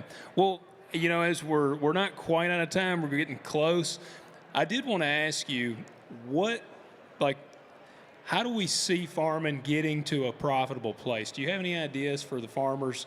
Because again, I am legitimately concerned about my own operation, and I'm very concerned about others. So, what do we do? How do we make this work? Well, it's a complex industry, right? And there's a lot of markets, foreign and domestic markets. There's, you were talking about in being a row crop farming and the places that your product has an opportunity to go. So a lot of things we're working on out here, and lately there's, just to name a few, for us, we've been working on the trade piece, of course. Because you're talking about the inputs earlier, and that's a big part of the equation. But that sort of demand piece with the depressed prices and across basically every commodity out there, you need to create foreign demand. You need to create domestic demand too. And so that trade piece, we know that we've heard a lot of talk, and we've seen a lot of announcements of trade frameworks and whatnot. Well, taking those into their conclusion of actually making purchases and shipping product overseas, that's one thing we're intensely focused on, of course. And then the domestic market piece is important as well. So year-round E15. We've been fighting for that for years, and we're intensely focused on that because we think we're right at the goal line here on this one. Yeah. And if we can make that happen, that's a big deal. For in corn, because I think about a third of the corn crop goes to biofuels, and if you had year-round E15, it increases that by about 50%. And so that's a big chunk right there, and that makes a big difference. And those are just a couple pieces. Whole milk in schools is another one. We saw that pass. After years and years of work, we saw that pass out here on Capitol Hill in both chambers of Congress, waiting on a signature from the president of that. That's a big coup. Just for not just farmers, both those issues, E15 and whole milk, it's great for farmers in terms of demand, but, whole milk, the nutrition it delivers to kids in schools and so forth, and on E15, the savings that the consumers get at the gas pump, the savings to the government as well. So these are, little chunks that you can make, because we're going to need a lot of those solutions along the way. That's just two that I'd share with you. But, there's more. There's more out there, in terms of creating demand and bringing down costs and all the things we work on. Do you, I guess, kind of one of our final things, do you see like positive change from the administration going forward for farmers? I mean, do you have a bright outlook for 2026? Yeah, well, one asset I really truly believe that we have, both with the administration you mentioned, and then also our champions in Congress. We got all four corners of the House and Senate Agriculture Committee. They're going to be here during this convention. They're going to talk at our general session. We're going to have Secretary of Agriculture here talking at our general session. We got a lot of champions out there that are partner with us, are trying to find these solutions. As I mentioned, these are complex matters, and so that's a bright spot, I think. We got complex problems. We got to unwind a tight knot on some of these, but you need people that are going to partner with you and really be leaning in to find those solutions. So I feel really good about that. What the future holds. We're climbing up a hill with the ag economy. We spent a lot of time talking about that here. You guys were talking about it before I came up. But that's a big asset. That's where you got to have to start. You got to have the folks that have the will, that want to work with you. We're really fortunate to have that, and we'll just have to go into the new year here and see what happens. Yeah, it's always next year. Isn't that what you say? Eternally optimistic. That's right. That's right. Got to be. Yeah. Got to be. Yeah. Do you want to kick us off? What's that? The Made in USA. I don't have my phone, but yeah. I know. We have a little segment we do. We do a little segment at the end. When we started this, like we need to highlight a Made in America product, and we normally highlight our former Commander-in-Chief, Joe Biden, giving his famous two words, Made in America. That's right. Just two of them. But is there a Made in America product that you would put your stamp of approval on? Yeah, well, you guys were mentioning this, and I was thinking about it, but beforehand, and what first came to mind, there's a clothing line that's called Duckworth out of Montana. Yeah. I don't know if you guys have heard of them, but they're actually, go ahead. And we've actually featured them before, but no, this is fine. Oh, is that right? Yeah, So, it's been 3 or 4 years ago, but yeah, absolutely. We figured you had listened to that episode, but you hadn't caught it, I guess. No, I hadn't. No, I hadn't listened. I'll have to go back and listen to it. This may be too much information, but I'm wearing their underwear right now. All right, okay, good to know. Logan's just glad I'm wearing underwear. I know, yeah. But I think they're really cool because, of course, they're involved in agriculture, and they have a cool story about how they, it's sort of not just made, but sort of grown and raised and manufactured and sold, and so it's good stuff. Some of it, can be kind of expensive sometimes, but it's good stuff. Well, and that's true of anything made in America. Yeah. We actually have quit pointing that out. Whether it's clothing, knives, whatever. A lot of times it does cost a little more. Yeah. But I can tell you, just about everything we talk about, when you really look at it, it's worth it. And just from, the value you have in the product, not even to mention, feeling good about supporting U.S. manufacturing. Yeah, but if you're going to have a pair of long johns or something, that merino wool, man, that's going to hold up for years and years and years. You'll probably be giving that away to your kids, And so I love that stuff. And they had a Black Friday sale, and that's why when you guys asked the question, there's it was Christmas presents all around of Duckworth garments, for us because I like it so much. So that's what I thought of. But there's others. That's great. There's others. I like them, but there's others too. Yeah, that's a good one. Yeah. That is, yeah. It's been a while since we did Duckworth. But yeah, they were one of our early ones, yeah. Yeah, that is a great one. And yeah, we've always we like to highlight Made in USA. That's a big thing we believe in. Yeah. Well, and it's a cool thing, I think. We talk, I would just, since as we run out of time here, that's another cool thing that we're seeing here with folks that are involved in agriculture, finding ways to market their product, have a little value add. I think they've certainly done that, but there's a lot of people here, a lot of our members that I've talked to that have really cool stories of thinking about how they can sort of capture a little bit more of that consumer's dollar with their operation, and that's something that's a big part of the future. And so I'd love to support them if I can. And we get stuff. We travel around the country, and every Farm Bureau meeting you go to, you meet somebody who's producing something. So I end up spending more money than I should carrying stuff home from our members that have some cool product, whether it's something to eat or something to wear. So that's a cool part of agriculture right now. It is, man. Well, I think we might have run like a minute long already. Is that right? Yeah, I'm pretty sure. So we do appreciate your time coming and talking to us, man. It's been awesome talking to you. Yeah, again, we appreciate you guys being here and being part of the convention. We hope you have a good time as you go along. Oh, it's been a blast. Yeah. Yeah, we want to encourage our listeners and everybody. I think everybody here is a member, but our listeners, please go to the American Farm Bureau and check them out. Join, get involved. I mean, we definitely see the value in it, and we want to encourage you. And for the folks here that have not been a listener until today, check us out anywhere, any podcast platform. We also put it out on YouTube, talkdirtpodcast.com. Check us out. Yeah, we got stickers. Got a bunch of stickers. So y'all get you some stickers before you get out of here. We brought a little goodies. So did I give you one already? Yeah, I'm looking forward to the hat. I feel a little like I'm the only guy up here without a hat on. We'll get you a gift package. Yeah, I'll get a sticker too. Yeah, we'll get you a shirt. We got shirts too. So, guys, we do really appreciate y'all, and we appreciate y'all having us here. It's a real honor. Yeah. All right. And from a Tennessee Vol to a Georgia Bulldog, I'm just glad you didn't bark at me. Oh yeah, all right. Yeah, maybe next time. Maybe next time. Thank y'all.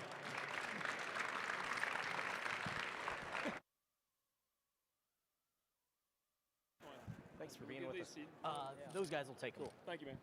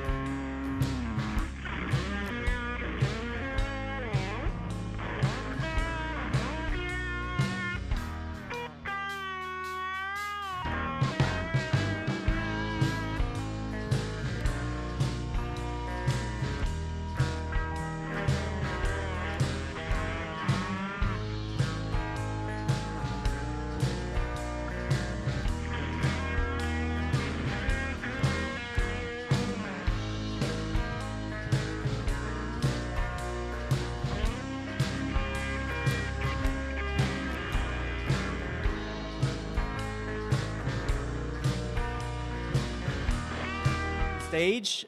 Please take a seat and join us. Our next session is going to be Rural Development Drives Prosperous Communities. So we're going to hear from three distinguished gentlemen that are going to share with us some ideas of ways that we're improving rural main streets and keep them thriving. If you've missed any of the sessions, they are live streaming on annualconvention.fb.org and will be archived on the event website and on the American Farm Bureau YouTube page at the end of the day. So if there was a speaker you really liked, a speaker you missed, be sure to check out the YouTube page, the website, and get that, share it with your friends, and let them know what we do here at Farm Bureau Convention. At this time, it is my honor to introduce again, for our session entitled Rural Development Drives Prosperous Communities, our moderator, American Farm Bureau Federation Executive Vice President, Joby Young. And I'll let you introduce your guests.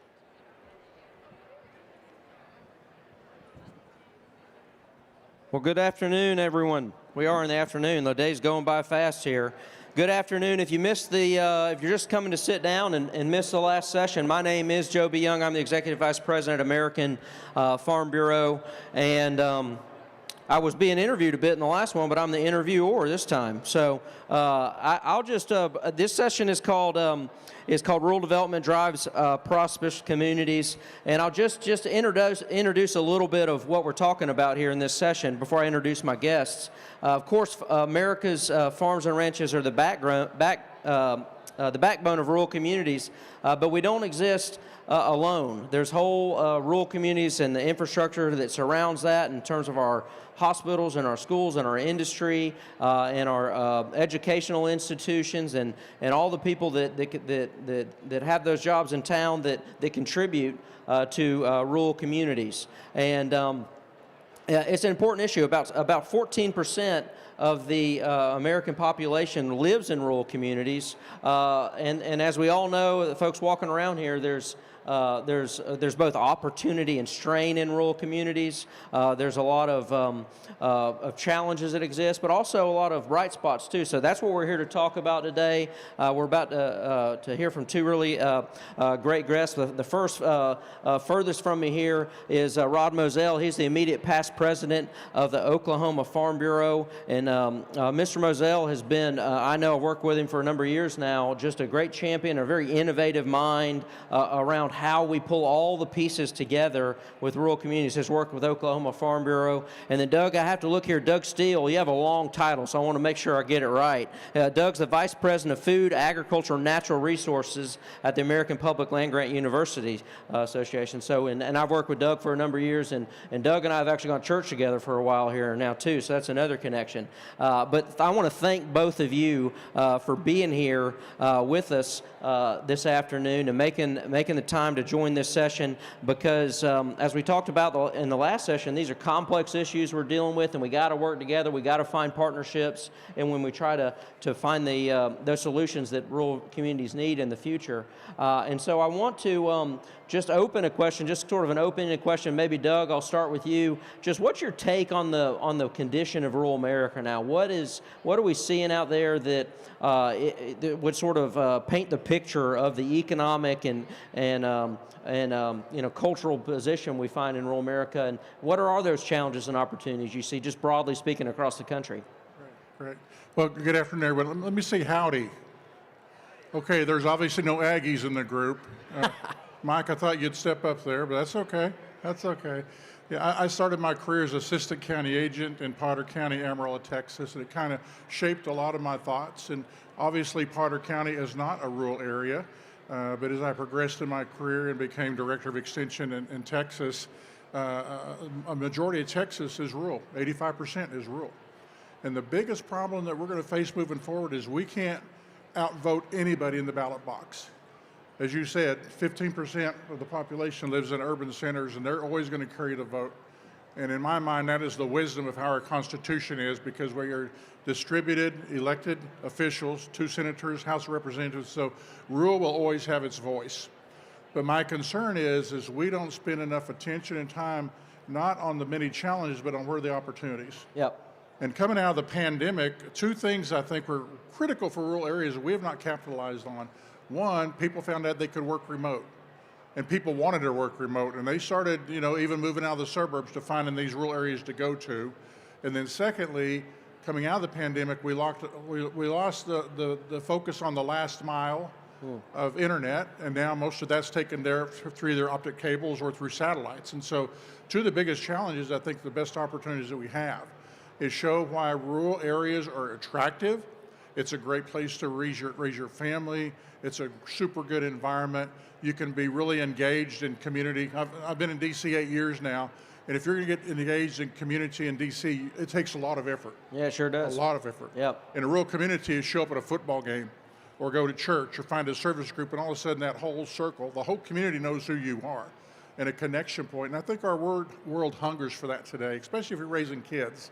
And so I'll share some thoughts later on what I think rural America needs to do to step up and capture what I think is a very fertile ground that we can bring not only influence of our rural folks, but also opportunities to get more people to move into rural areas. Yeah, thank you, Doug. I appreciate that. And you mentioned broadband. 22%, I think, is the number of folks out in rural areas don't have access to high-speed broadband. Certainly a challenge, and that's a big piece of it for sure. Rod, maybe zooming in a bit on some of what you've done, building on Doug's comments. I know you guys have really done a lot of work in Oklahoma over the years to try to pull together these partners to find those solutions and create that opportunity in rural Oklahoma. Can you kind of paint that picture for us? Talk a little bit about what that's looked like in Oklahoma as you've done that. Yeah, I would say we were blessed with a very innovative state board and a staff that was willing to think outside the box. And a lot of the concerns you mentioned in rural Oklahoma, and in a state like Oklahoma, we have a bigger percent that's rural than those national statistics. Yeah. We have between 25 and 30%, depending on how you define rural, that's rural in Oklahoma, where the national average, I think you said, was 14 or 15. But we started doing a lot of survey work with our members, and I think most of us know this if we just think about our friends and family and all in our communities.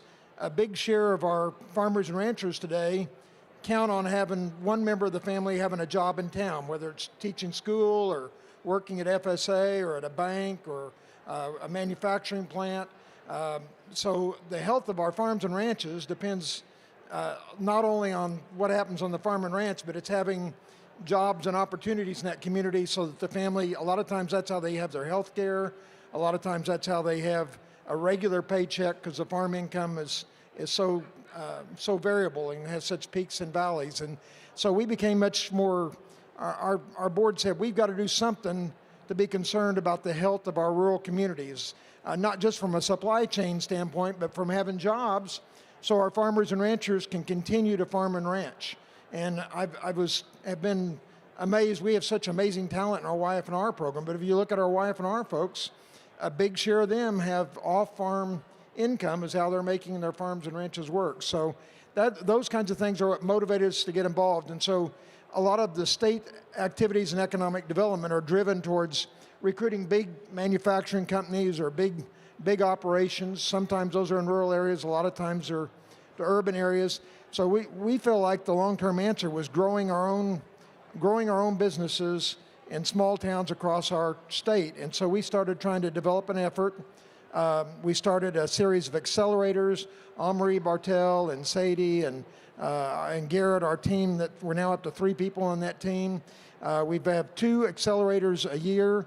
One of them is aimed at ag-related businesses, so it's folks, they can be Farm Bureau members or rural folks across the state. They have to be from outside of Oklahoma City or Tulsa that have a business idea with an ag-related product or service.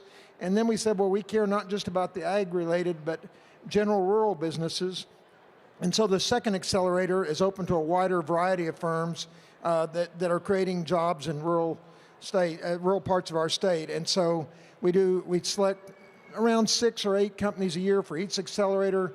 They get lots of hand-holding and mentoring. Part of the mentoring is from Farm Bureau members, parts from other state or federal agencies. We use the land grant system a lot that Doug's involved with. So in our case, Oklahoma State University helps a lot. And so we worked them through this 6-month accelerator program. Then we came back and created a venture fund with partners from Farm Credit and a local bank called Bank First and our Farm Bureau Federation, so that we have the chance to invest in some of those companies. We don't guarantee investment, but investment in some of those companies to help grow and seed and start these new businesses across our state. Yeah, and I think that's just so fascinating because if you're somebody that's just sort of walking down the street and you think about Farm Bureau and what Farm Bureau is doing, you think a lot about the advocacy piece and the discussing and pushing for agriculture and farming related policies and things to do with farming intervention. And so this innovative work you've done is just so cool to me because I don't think, always, it's not as intuitive to think about your Farm Bureau focus on issues like that. And something else I think is so cool about Farm Bureau is that work you've done, if that's not happening somewhere else, if it's not happening in another state or another county or somewhere else, Farm Bureau is an organization. Got 2,800 county farm bureaus, 51 state organizations, and those are all test kitchens for projects we can do. So if that's been successful, that can be picked up and taken anywhere, really. And we hope it will be picked up by other states. One other thing I would just mention, we've ended up finding lots of great partners, and our deal was instead of creating something brand new others are doing was to kind of be like the guard in basketball or the quarterback in football, and to know what all is available and to try to bring a lot of folks that have mainly in the past been helping businesses in urban areas. We've been able to get them interested and to help in rural areas, and we try to, when we find out every business, everybody who has an idea for a new product or business, they've got strengths and they've got weaknesses, and so they usually need help, and whether it's accounting or marketing or product development. So once we find out the strengths that somebody has, we try to help them grow their strengths, but then we try to match them up with resources from the state or federal or the land grant university or extension service to help them develop the missing legs to their chair so that their business can grow and be successful. Yeah, and one final comment on that. It sounds like a lot of those projects and those businesses, those are probably things that are high-paying jobs, and we know that's important. I think the number is the average income is $66,000 in rural areas in this country, about $14,000 less than the urban areas. It's something in that zone, and so having those high-paying jobs out there is really important too. Doug, I want to talk to you a little bit about extension because that's just critically important. I was mentioned that in the roots of Farm Bureau, there was a lot of the sort of extension sort of energy behind 100 years ago, and how important that was back then. It's so critically important today. What part does that play in things like what Rod's talking about out here, and just in the ag economy and creating these opportunities in economic development in rural areas? Yeah, when Joby talked about the organizational structure of Farm Bureau, it really mirrors what we do in Extension. I mean, we have a county extension agent presence in every county across the country. We've had challenges, and one of the challenges has been stagnant and declining federal investments in what we do. Over the past 40 years, we've lost almost 25%. 90% of the county agents across this country have some degree of federal dollars. So what happens when you lose dollars? You lose positions. When you lose positions, you lose programs. And so we're going to push forward a really strong effort on trying to restore some of the funding to make sure we have agents in place. And the other question I get a lot is, well, we got a county agent, but they're not doing ag work anymore. They're doing 4-H, and they're doing small-scale landowners, and they're doing master gardeners, and they're doing turf grass. And I will tell you, the county agent, in a lot of cases, is going to report to what your commissioner's court wants him doing and should have a strong advisory committee. But the county agent is also your access to the land-grant university system, either through regional or the main campus. When I was in Texas, I had a county judge up in the Panhandle, very good friends with him. He said, the difference with having a county extension agent, you can go to the courthouse and you can buy a marriage license and you can pay your taxes and you can register to vote. The county extension office is the one office that we have that opens the door to education opportunity. And so I think it's really key to make that connection. As you said, Joby, a lot of times, and I think Rod's been a great example, a lot of times we have to be the catalyst. We got to be the facilitator. We got to be the convener to get this happen, but the only way it's possible is local ownership. And I think in many of our small communities, because of the challenges we've had, we've become very passive. And if you want to recruit people to come and live in your community, drive down Main Street. And if you got boarded up stores and you got broken windows and you got plywood on everything, that is not an attractive environment where we want to bring our kids. And it does not take a ton of money to improve that. Find position points that make you different. The school system has got to be high quality because that is a major draw for rural areas. A lot of rural areas are still waiting for a major call center with 300 jobs to show up. That's probably not going to happen. So what do you do, as Rod said, to increase one job here, one job there, add a position at the co-op, have somebody else in the school system, have enrollment go up. Those are the opportunities, and really, I think urban audiences come to rural areas because we present a lifestyle and opportunity they won't find in a rural area. So think about celebrations you could put on, Wheat Day, homecoming parades, the things that attract people to the quality of life. But I think, Joby, the key to all that, you have to have local leadership step up and put together a strategic plan of not what we don't have. That'd be a long list. What do we have? Yeah. What can we build on? How can we make our appearance more attractive to bring people into rural areas? It is possible. And as you said, it wasn't just broadband, now it's high speed, and most of our communities are getting high speed broadband, so I don't think we've really explored what that can mean to do an active recruitment campaign to attract people back into rural areas. Yeah, no, I love that you make that point, because I know when you do go, when you go somewhere and you're traveling and you visit a town that's really has a cool success story, or a county, one key piece that you always hear about when you're talking to that local group is that sort of strategic plan, where they sort of assess what they had, assess where they needed to go, and sort of marked out a plan that sort of took whatever the high priority piece was first. I know you mentioned we have made a lot of progress in broadband, but those are stories that you've heard over the years of somebody coming together and say, hey, this is something we need. We're going to get everybody together, all the stakeholders. That's a piece we're going to put together first. In the next county over, it might have been something different. It may have been something more in the educational space or the healthcare piece or whatever. Rod, have you seen anything like that? In Oklahoma, is there some? I don't know that you got to call out favorites amongst in the state, but and what have you seen that that Doug talks about there of a county really getting their plan together and making great progress? I will tell you, I've watched for quite a few years now of different communities, and we've been blessed to have some great success stories across our state. And usually, there's a champion in that community. When you get done with it, there's usually somebody who's the spark plug.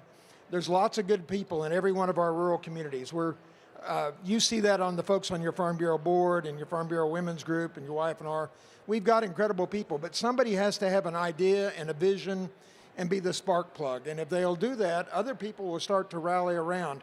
Action leads to more action. If you want to make a difference in your community, you just got to have a vision and start sharing it with other people and make the first steps.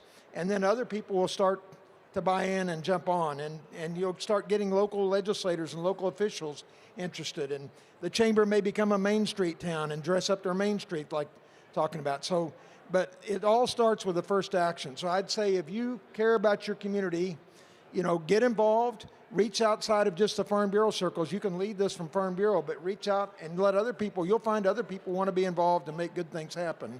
And on broadband, that's an area our state's been very interested in. Our Farm Bureau's been a great leader in that. Our Speaker of the House appointed one of our state board members as chair of the Broadband Commission.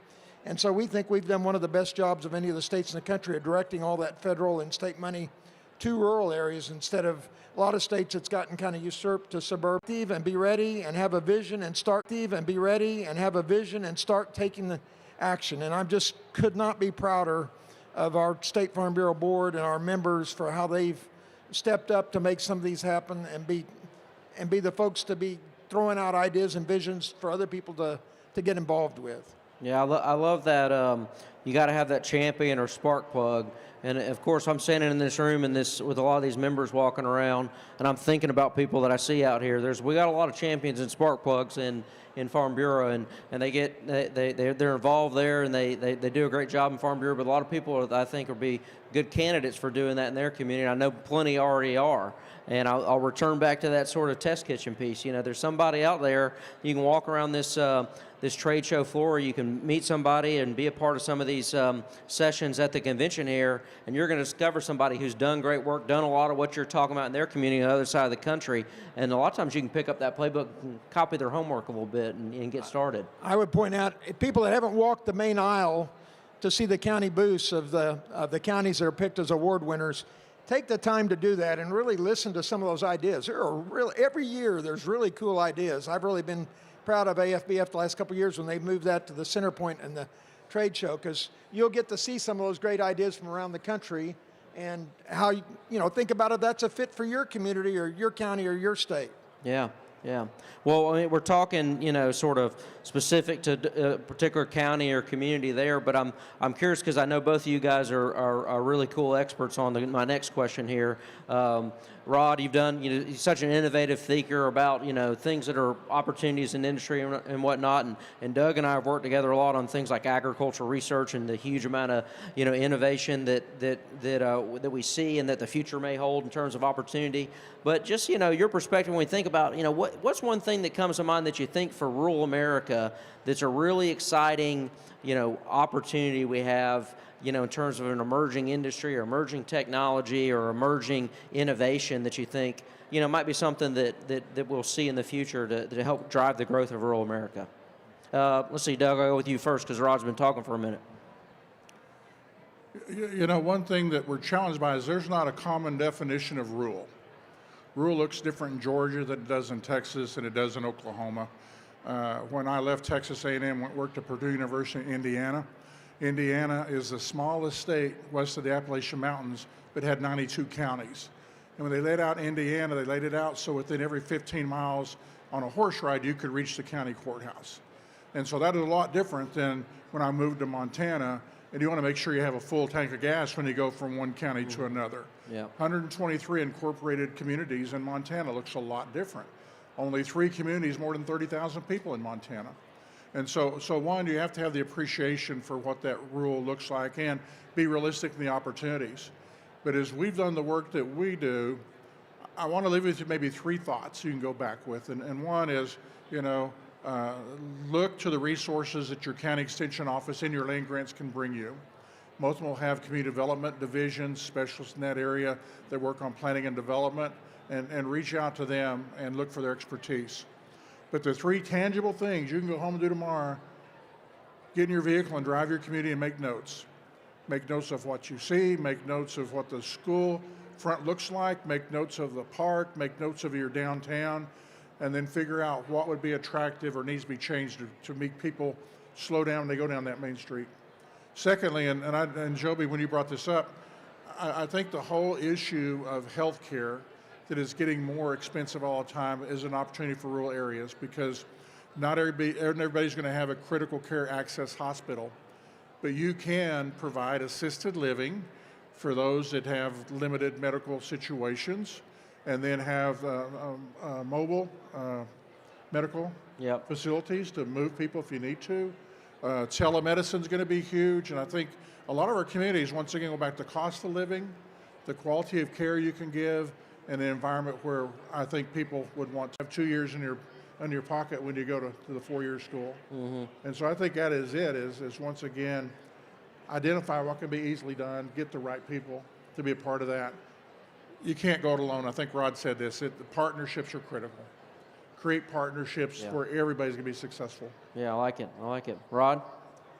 Some specific things I think are going to be real opportunities for businesses in rural America is niche manufacturing. I think you look at how hardworking our folks in rural America are, and our farmers and ranchers and folks with that kind of background.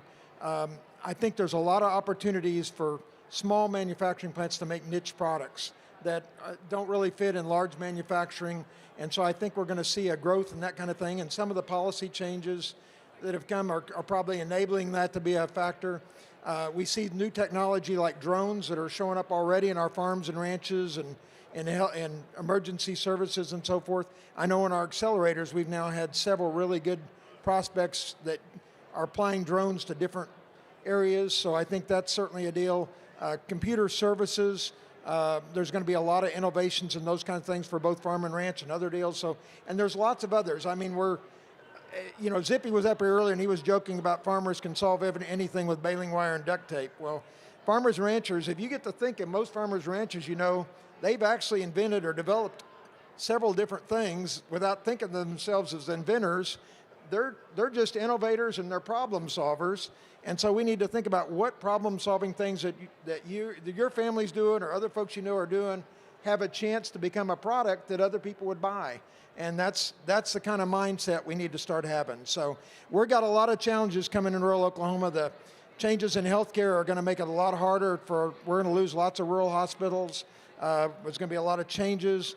We're going to need to figure out how to do that. Even though the rural income overall may be 66,000 overall, we have lots of folks way below the poverty level in our rural communities. So we've got to be innovative. We've got to be thinking of new ways to respond to these challenges and create opportunities. Yeah, that's great. Well, I'm going to let that be the last word. We're running out of time here, but I'll end it a little bit how Doug pointed out at the beginning that there's a lot of opportunity in rural America. I mean, there's certainly things we got to work through, but I appreciate you guys coming and sharing some of your insights and your expertise with our members here during the convention. We really do appreciate it, and let's work together to make these things happen. Y'all help me and help me with a round of applause from our two guests here. Thank you, guys.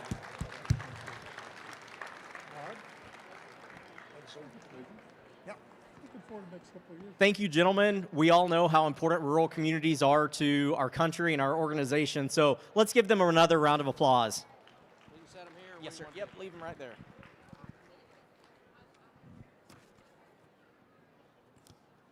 Thanks, Brady.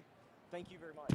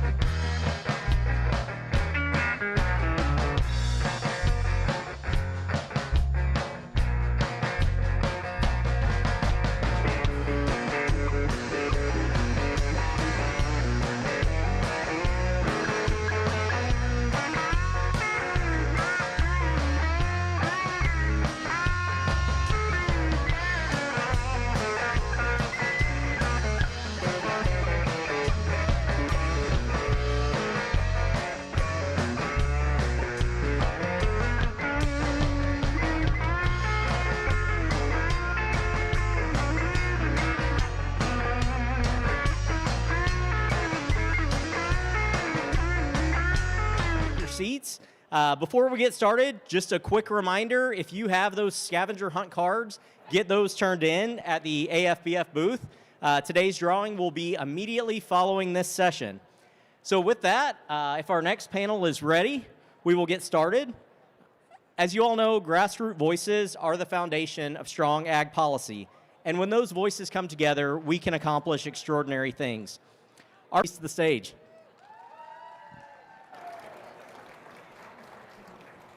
Do we know the? Yeah, thank you very much. Thank you. How are you? Thank you very much. Do you want to be, where do you want? Go ahead, sit there. It's on me. I like to be on the end. Oh. Well, welcome everybody. Thanks for joining us for this inspiring session, educational session, help us all figure out and learn how we came to this place. It's a fascinating story. So I am Isabella Chisholm, chair of the American Farm Bureau Women's Leadership Committee. And this afternoon, we're presenting a session titled From Ideas to Impact, Grassroots Advocacy in Action. All of you have been a part of that probably for all of your life. Your ideas at the local level advance to the county, to the state, national, and international level. So the American Farm Bureau Women's Leadership Committee got on board with the International Year of the Woman Farmer. And the story is amazing. The opportunity is great, and we're very appreciative to be involved with these three amazing women up here. I may use amazing a lot, I'm sorry. I am just enthralled with the process, the timing, and I think you will be too. So I will get this right underway. So these three women sitting beside me are Krista Harden, Center, President and CEO of the U.S. Dairy Export Council and former U.S. Deputy Secretary of Agriculture, Carla Tiemann, to my left, Senior Vice President of Public Policy and Government Affairs at JBS Foods USA and former USDA Chief of Staff, and Alexis Taylor, to my far left, Chief Global Policy Officer at the International Fresh Produce Association and former USDA Undersecretary of Agriculture. Each of these leaders played a key role in having the 2026 declared the International Year of the Woman Farmer. Each played a uniquely different role, and that's what we're going to discover today, how we got here. So this International Year was declared by the United Nations General Assembly, but there were many steps getting to that point. The resolution, introduced by the United States and co-sponsored by 123 countries, represents a global commitment to recognizing and empowering women in agriculture. Women are responsible for more than half of global food production, yet their stories and their challenges are often untold and unheard. This International Year is about celebrating their contributions, listening to their experiences, and turning that understanding into action.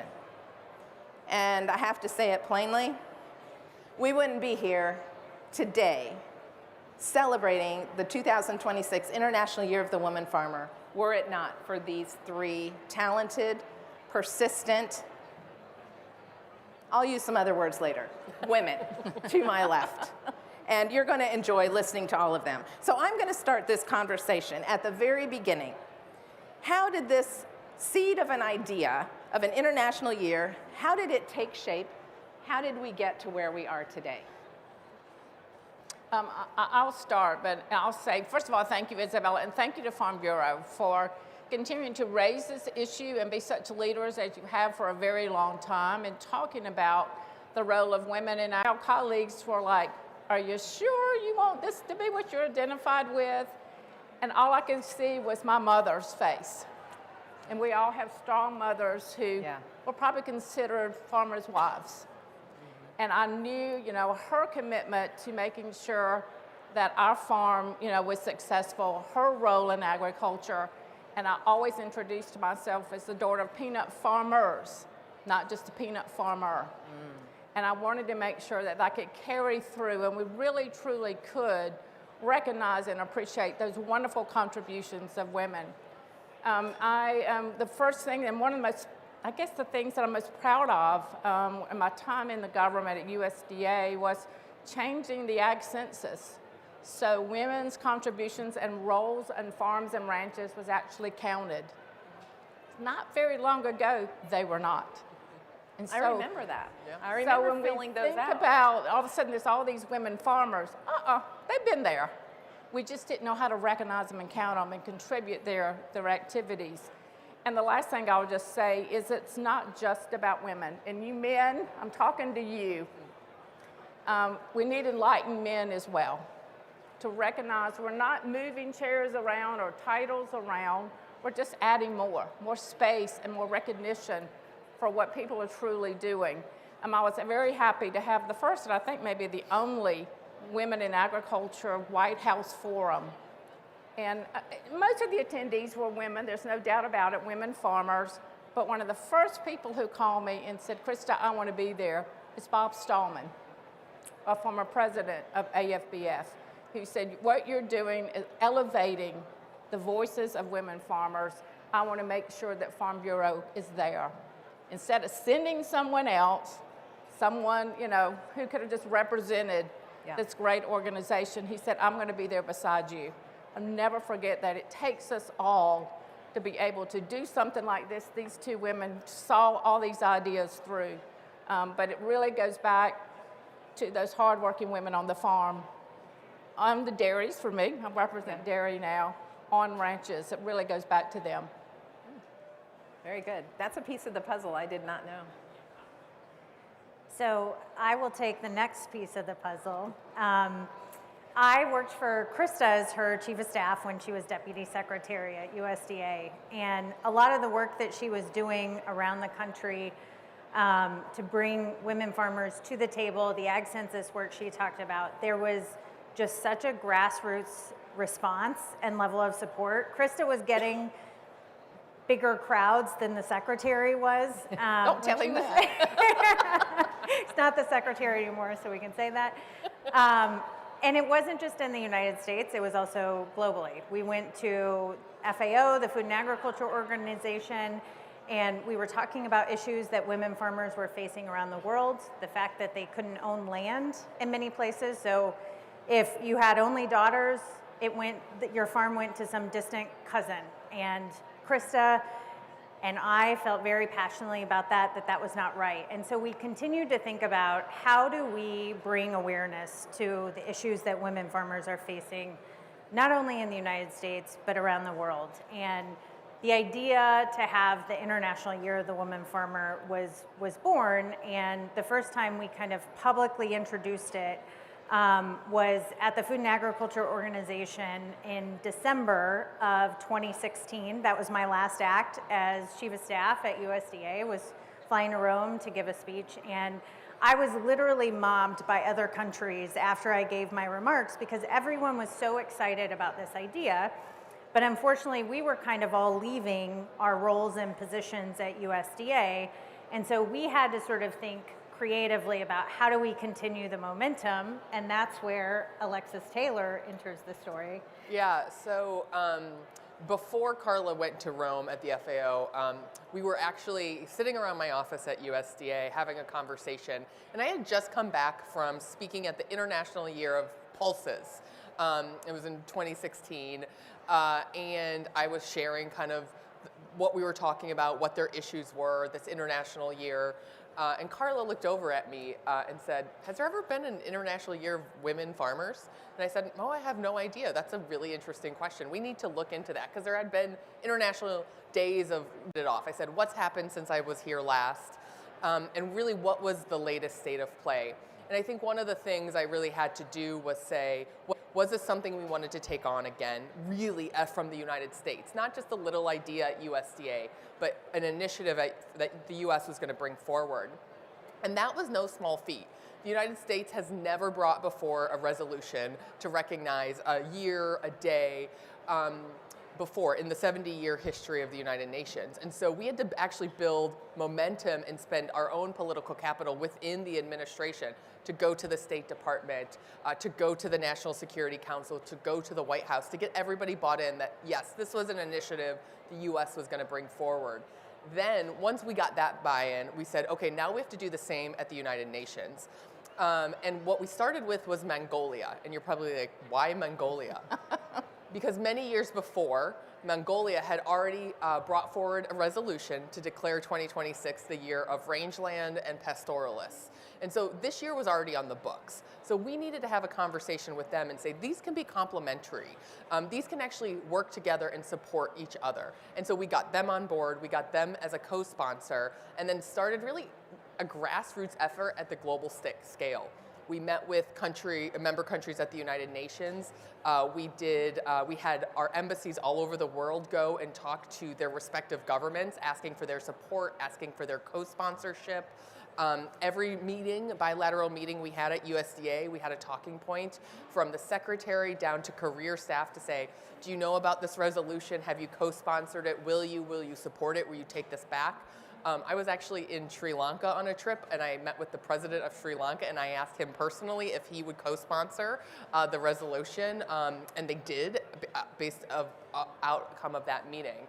And so it was a grassroots effort just at a global scale. And the reason we were able to do this, it's because our stakeholders, groups like Farm Bureau, were supporting this. It wasn't just a top-down idea, it was a grassroots idea that really built upon the work Krista laid during her time with changing the ag census, building a networking community, holding these roundtable events all over the country.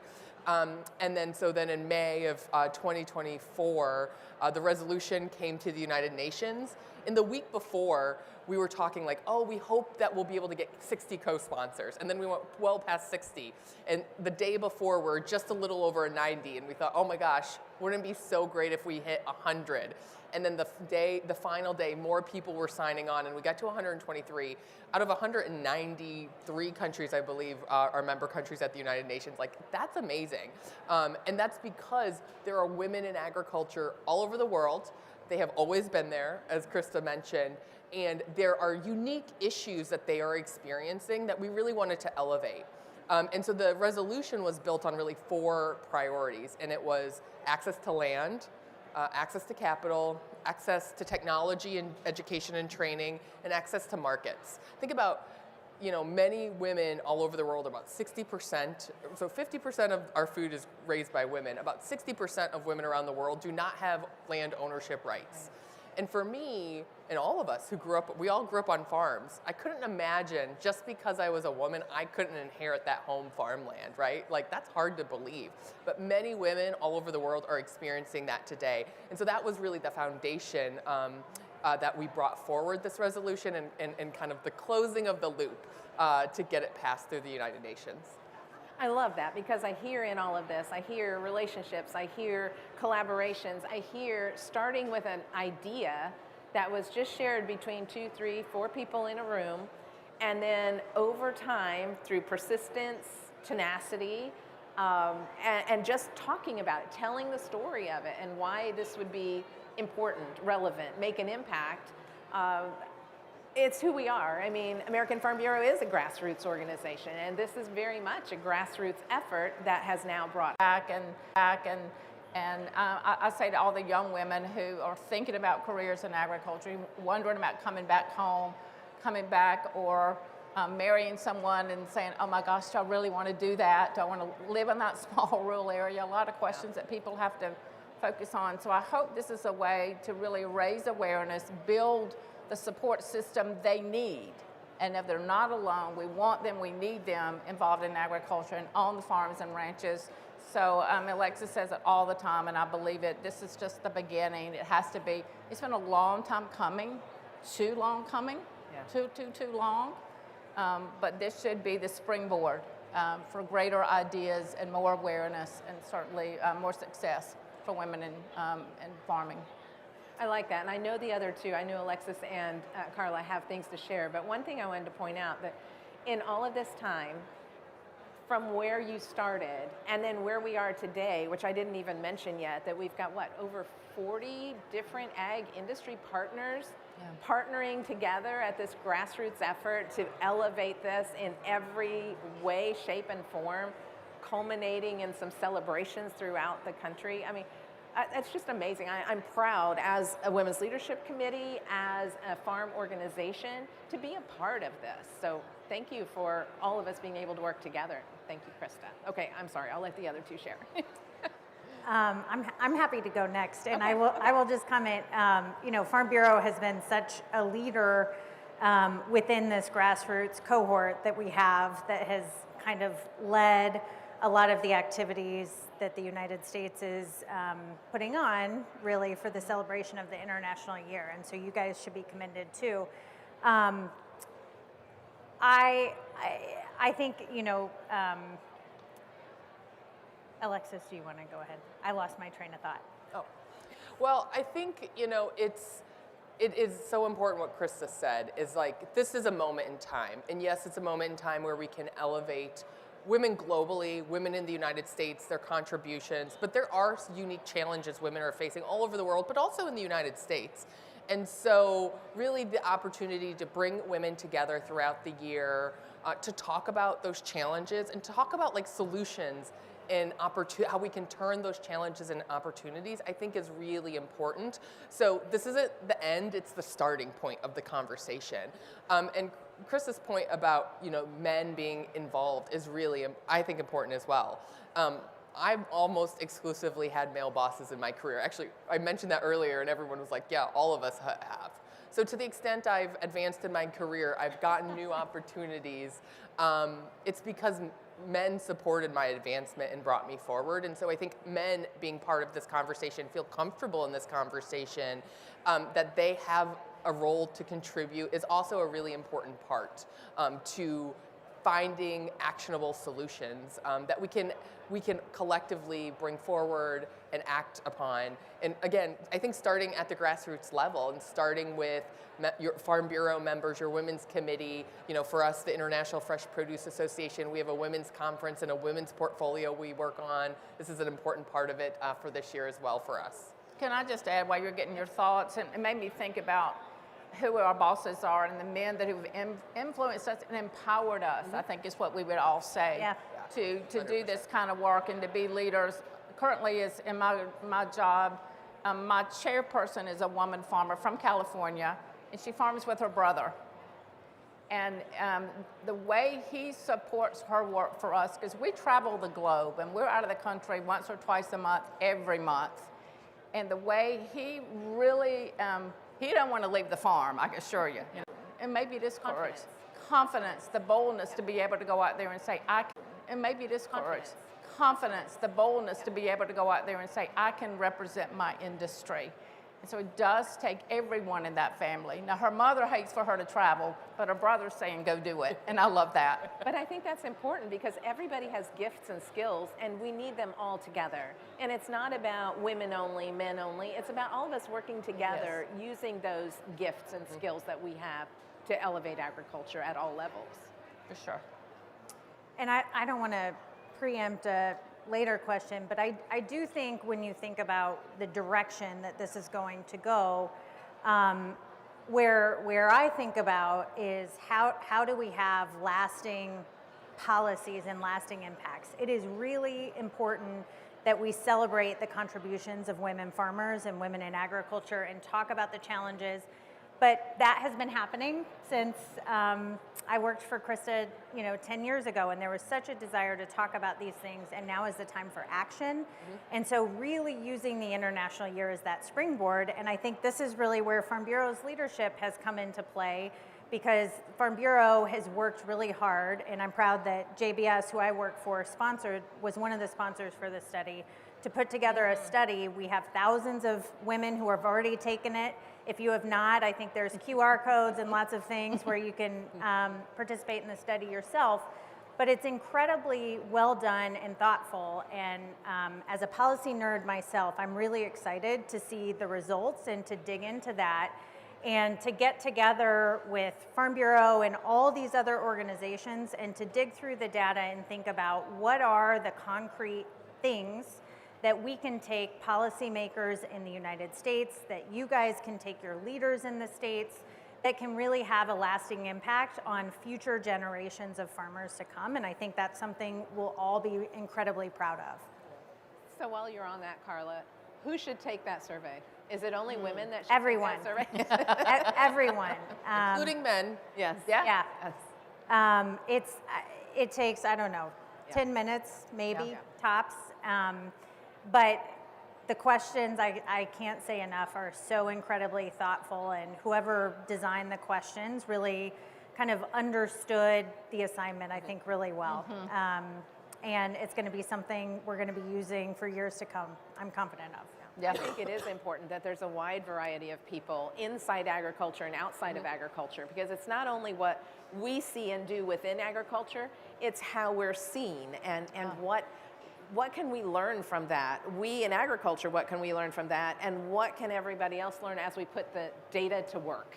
Yeah, and I think, one of the things I'm really excited about later this summer is the International Year of the Woman Farmer ACE Summit, which Farm Bureau is, again, showing great leadership on, because I think that's going to be a forum where, yes, we're going to elevate women's voices and celebrate and talk about what's going on across the United States, but it's also an opportunity to see what the results are and bring that back to the conversation about those solutions. What does the research and the data say from women and men's voices in agriculture across the country, and how can we turn that into actionable policy, lasting policy? I mentioned on just the women or land ownership and how much of the world women can't own land. Excuse me, but we also have different land ownership dynamics in the United States we need to sort through. I grew up on a farm in Iowa. In the state of Iowa, over 45% of land is owned by women, and that's women like my mother who, my father passed away and she inherited that land, right? And there are some really hard decisions that are going to be coming to agriculture as that generation ages and the land transfers to the next generation. Many who are not farming anymore, right? And so I think this is a really exciting opportunity with the survey, with the ACE Summit in Washington, D.C. in June, to come together and talk about what those actionable solutions really are for the long-term health of U.S. agriculture writ large. So I'm going to throw a question in here that we didn't actually talk about beforehand, because I know some of this ownership, that it is an international issue, but I think some of us here in the United States take for granted that some of us, not all of us, actually are able to get the loans to buy the ground, to own the ground. So yes, we could hold title to it, but it's not about only not being able to do one thing or the other. It's about cumulatively coming together. Would any of you want to speak to that? Because you've seen far more than I have throughout the world when it comes to agriculture and women. I will be happy to speak to that, and it is something that is probably the most emotional issue for me. Is the thought that young women can't, and wives and partners can't inherit their land, and have had so many instances that I've been involved in throughout different stages, not just in government, and working with women to help them find their voice and know that they deserve to be able to go to their government and push back when it may be a distant relative who inherits their farm. And one of the most moving things, two things that happened to me. One is recognizing women, and speaking of this conference of cocoa growers, and having the women in the audience stand and cheer and not sit down the rest of my speech, because they, as they said afterwards, you understand us. You recognize what we're going through. And then visiting a farmer, the farmer's name was Miriam, with a group of 5 senators, female senators, and she only had a couple of hectares. And her husband had died, and she had to walk a mile to get water. I'm not kidding. She had, one light bulb for her kids to do homework. She had all these different things. And, Senator Stabenow asked her, what is she most concerned about? And she said, my husband's older brother coming from the city to claim my farm. because I can't farm it. And we went to the Prime Minister and told him that story of this country, and he said, oh, no, that can't be the case, and he had 5 women senators almost attack him. Wow. And started showing video and showing pictures and saying, this is a true story, and this woman deserves this land. She's raising her family, it just so happened her husband died early. I mean, that's just 2 stories. There's so many. We have our issues here, there's no doubt about it. But we do have rights, and we have voices, and we have organizations that help us and represent us fight for these issues. There's so many people around the world who just don't. And we cannot lose sight of who they are and how we are sisters and brothers in arms on some of these issues. So the one point about this story that Krista didn't mention that I think is a relevant one, and it speaks to the broader question of community. So when Krista was given the speech for the cocoa growers, I was her chief of staff then, and I don't even remember what the speech was that was given, but Krista basically took it and ripped it up and said, this is the speech I want to give. I want to give a speech about how women are predominantly the ones working the fields in Cote d'Ivoire and picking the cocoa in hard conditions, but they can never work to a point where they actually own the land.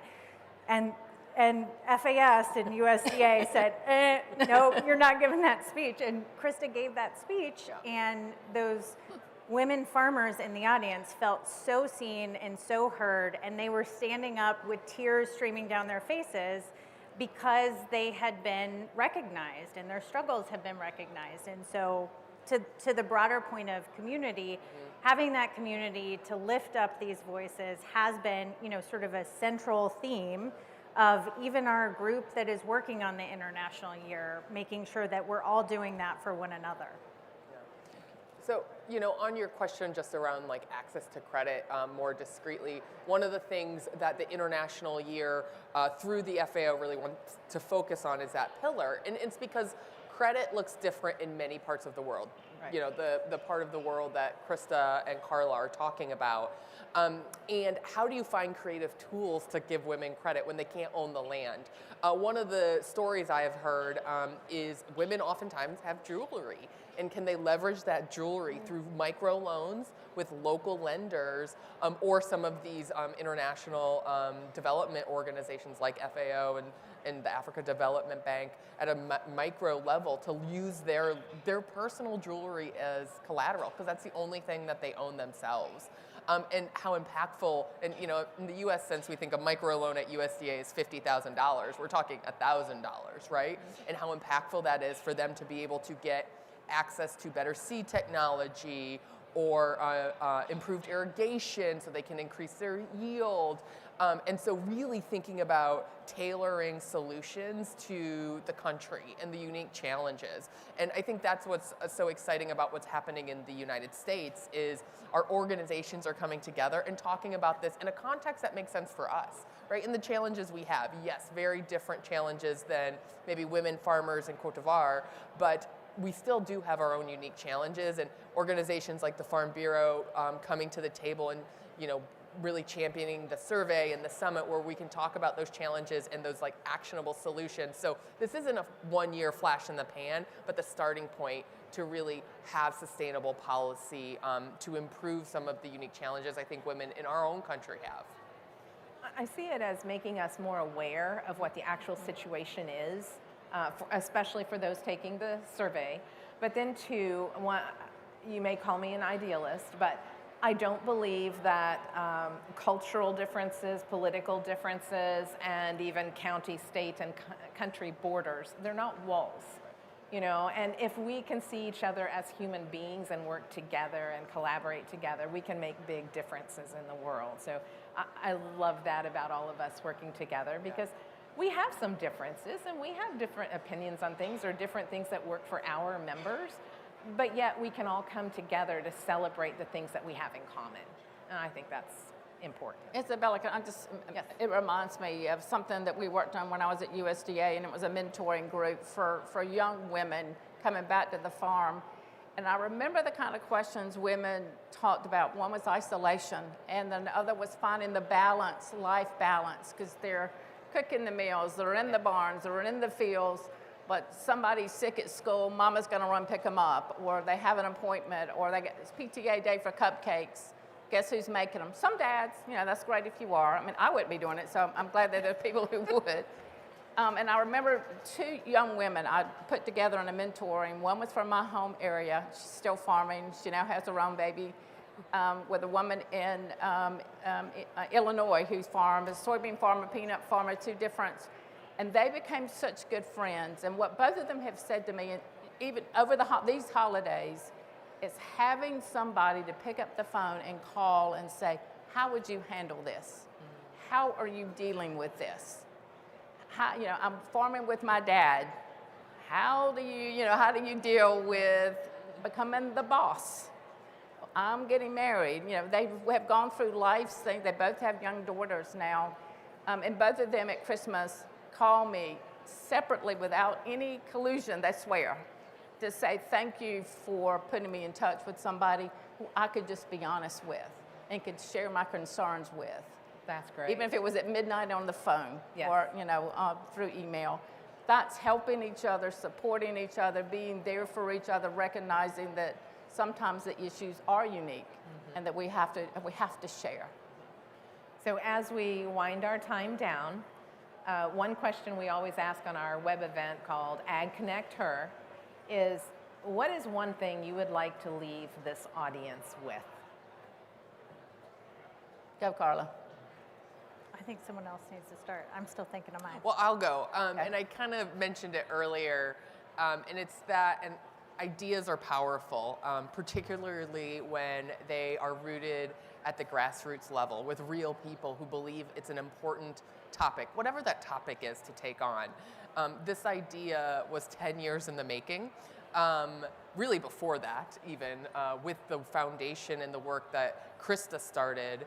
And I think how powerful it is that this little idea, because of impassioned people, we have a global initiative to raise women up, to elevate their voices and their contributions, and surface solutions to some of the challenges that still exist around the world for them in food and agriculture. And I think that is really exciting to me, and it's the one thing that I really kind of continue to resonate on, is just a small idea is this big idea now. Mm-hmm. I would say, first, to never forget that we're standing on the shoulders of people whose faces we may never see, whose voices we may never hear, whose names we may never know. They're the ones doing the hard work. And have that commitment to feeding the rest of us. And we owe them so much, and this is not the end, it's the beginning. I like that. I love what everyone has said, which is why I wanted to go last, so I could try to wrap it all together. But I think, too, I hope that a lot of folks who are Farm Bureau members here have a sense of pride. That I told Isabella when we were prepping for this that you guys have been doing this long before it was in vogue. I remember when Krista and I were just starting this work, we met with, I think, one of Isabella's predecessors who was from Arizona, if I remember correctly. Sherry Saylor. Yeah, yes, Sherry Saylor. And we were just blown away by the process that you guys have to media train, the entire program. And we thought, man, if we could just replicate this across the board. And so, you know, one of my hopes too is that more people can look at what you guys are doing and try to replicate that within their organizations. Alexis and Krista have talked about they're doing similar things, but you guys really have been the trailblazers to produce amazing women leaders. I remember the first time Isabella stepped in the room of our cohort in Washington, D.C., not many of us had met her before, and just took charge of the room. I know this senator and this congresswoman, and I'll go meet them, and I'll get them to sign on to the resolution. I was like, whoa, who is that? So you guys are doing a lot of right things, and we're taking note, and I hope a lot of other people are too, on how to replicate this to continue this movement moving forward. I'm hoping to see a lot of things happening out in the communities throughout the country here in particular, since that's where we are and what we're talking about and our audience. But I want to thank the three of you. I know there's more of us involved, but the three of you for leading the way, for working together, for being so easy to work with and so inspiring. I think the conversation on many levels has been inspiring, and I hope all of you have caught that. Let's give our panelists a round of applause. Don't sneak off the stage yet. So as American Farm Bureau, we're proud to be celebrating the International Year of the Woman Farmer, and I hope all of you will lead a charge in your community, in your state, at whatever level, however large or small, to recognize the women in your community, to listen to them and give them a platform to share and to learn from. And with the support of JBS and CoBank, AFBF partnered with a research forum to launch that the survey we were talking about, the National Women in Ag Study. We initially started it in October of 25, and the study looks at women's involvement, their leadership, all across industries, identifies all different kinds of barriers and opportunities. It is just, as Carla said, it is very deep and yet easy to fill out. Takes you maybe 12 minutes, something around there. You can start and stop whenever you want.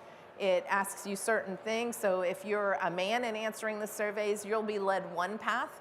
And if you're a woman answering the survey, a woman on the farm, a woman not on the farm. So there are so many avenues, and the data is going to be so helpful. So the more of you that take it, share it with your friends, the better our data is going to be, and the better support we in all of our industries and at American Farm Bureau can be to you, to your committees, to your counties, to your communities.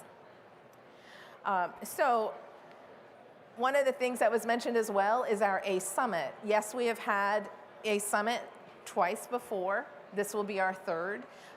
ACE, of course, is an acronym. We are Farm Bureau, you know, so it's Advocate, Cultivate, and Empower. That is what we try and do. It's an expanded fly-in type setting, but this year it is broadened even more with the focus on the International Year of the Woman Farmer being the highlight of our ACE Summit. We hope that all of you will attend. Registration will open in March. The dates are the 1st through the 3rd of June in Washington, D.C. When it comes out in March, there are landing pages. There are all kinds. NASDA has a page, I think. Yeah. I know we have a page open. There's a general page open. So just look for International Year of the Woman Farmer. I think it's .org. Do we have .org? I think so. You'll find it. You'll find it. It's pretty easy to find. But so it's just something that when you search it, you're going to find it. And what you find and how involved you want to be is up to you, because we each have to take a role. And I think that's what I heard out of this group, is that if you have an idea and you don't share it, it's dead before it ever started.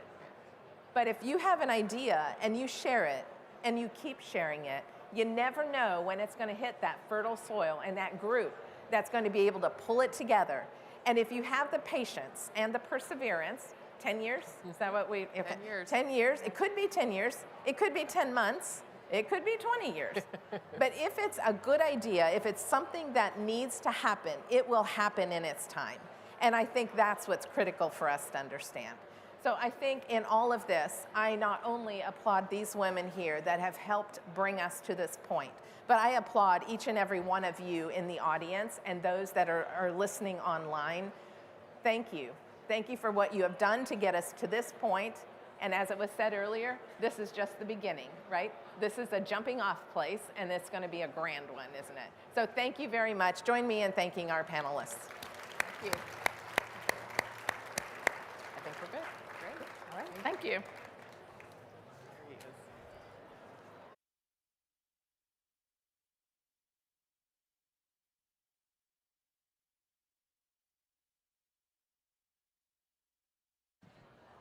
All right, thank you to our panelists for some great discussion this afternoon. Looks like we're getting to have a full house here, so I think I know why you're all sticking around. But in the next 5 to 10 minutes, we'll be making a couple very exciting announcements. The first involves a great prize giveaway from our friends.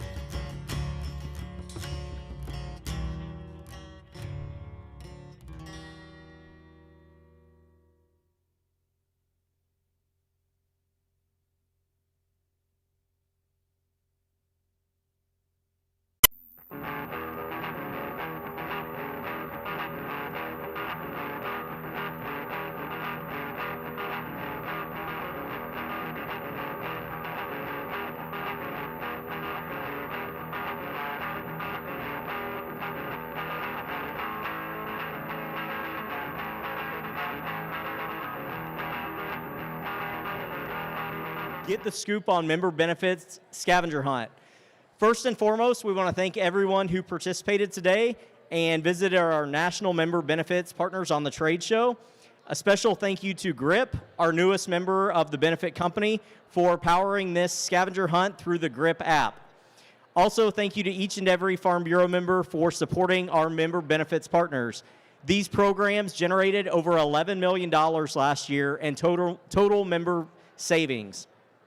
In addition to helping farm families and businesses save money, these programs also contributed an estimated $1.4 million to the American Farm Bureau mission, including $700,000 in revenue contributed back to your state farm bureaus. Let's give that a round of applause. If you didn't get a chance to participate today, you can always swing by the Member Benefits Hub right behind us and to sign up and receive your scavenger hunt card, and maybe you'll be a winner tomorrow. So we're going to announce 3 winners. When you hear your name, please make your way to the, let's say, rear of the stage to get a photo and so that you can claim your prize. At this time, I'm going to ask our distinguished guests, Bobby Lee and Logan Hanks, to approach the, they call it a tumbler, but that's a squirrel cage where I'm from, and pull the first lucky winner. And this lucky winner is going to get a Case IH pedal car. And I'm giving them the microphone so they can butcher the names.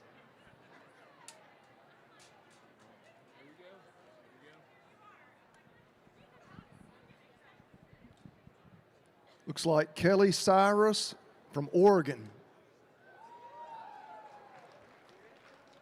All right, there we go. Right. Draw another one? Yes, sir. This is for a $500 Visa gift card. All right. The $500 Visa gift card is Matthew Erickson from Nebraska.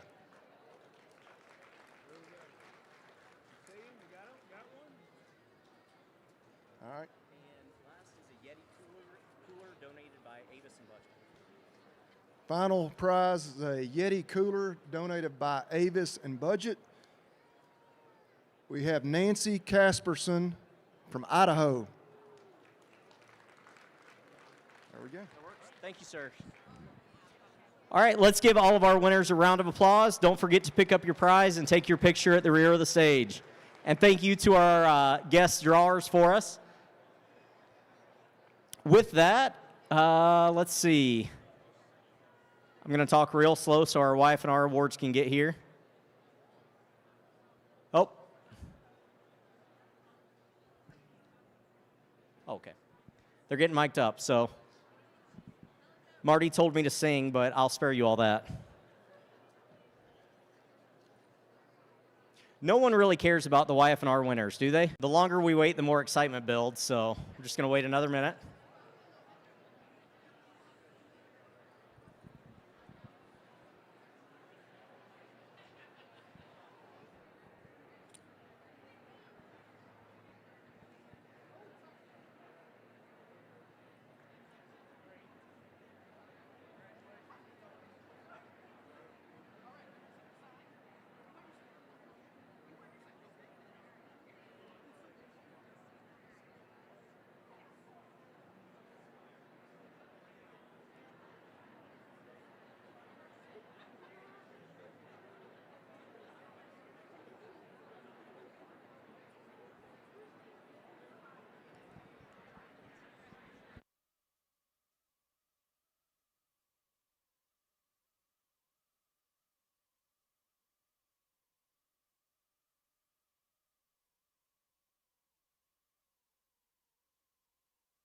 All right, if you will, join me in welcoming Andy Whiten from South Carolina and James Flatt from Tennessee to share a couple winners with you.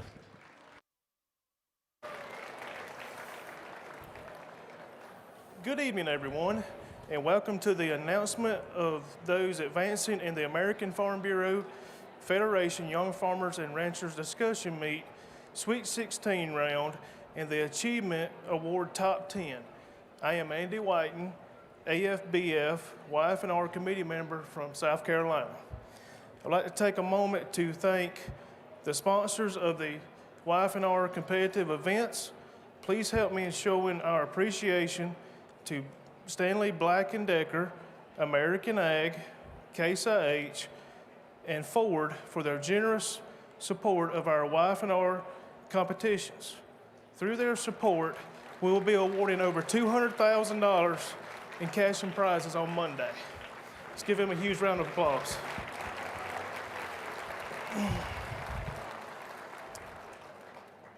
After the announcement of those advancing in Sweet 16 of the discussion meet, I will turn the stage over to James Flatt, AFBF YF&R committee member from Tennessee, to announce those competitors making the Achievement Award Top 10. We had 2 tremendous rounds of competition today and have 2 more lined up over the next 2 days here in Anaheim. Sweet 16 round will take place tomorrow at 1:15 here at the Anaheim Convention Center.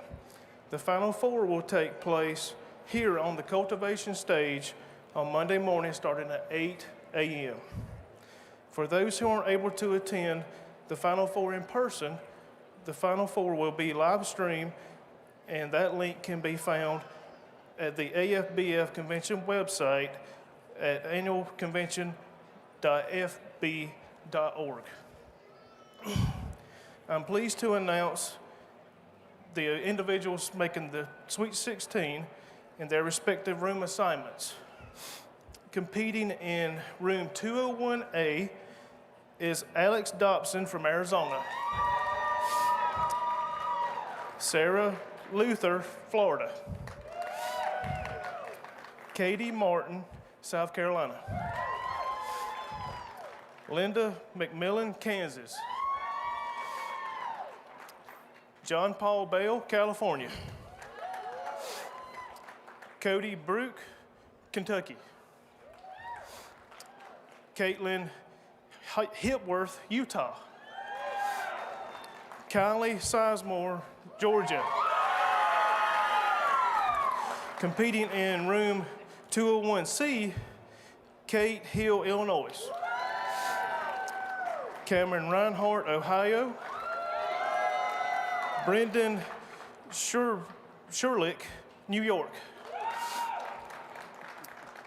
Cody Vannery, Tennessee.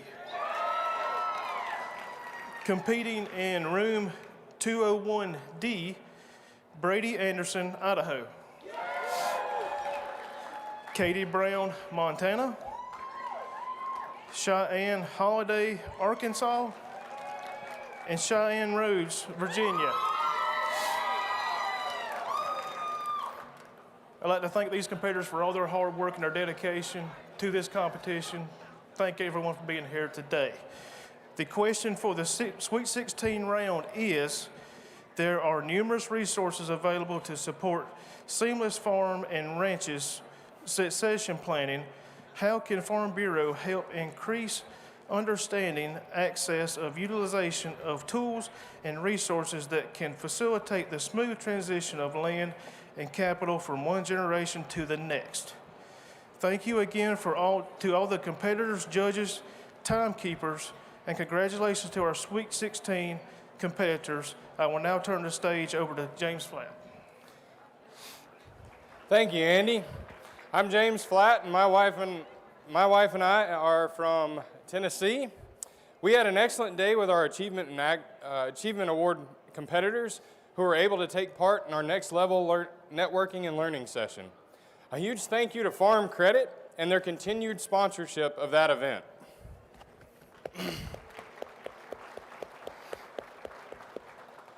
Before we announce the Achievement Award Top 10, I would like to extend a special invitation to all YF&R members to join us in Portland, Oregon, March 13th through the 16th for the 2026 Farm Bureau YF&R Conference.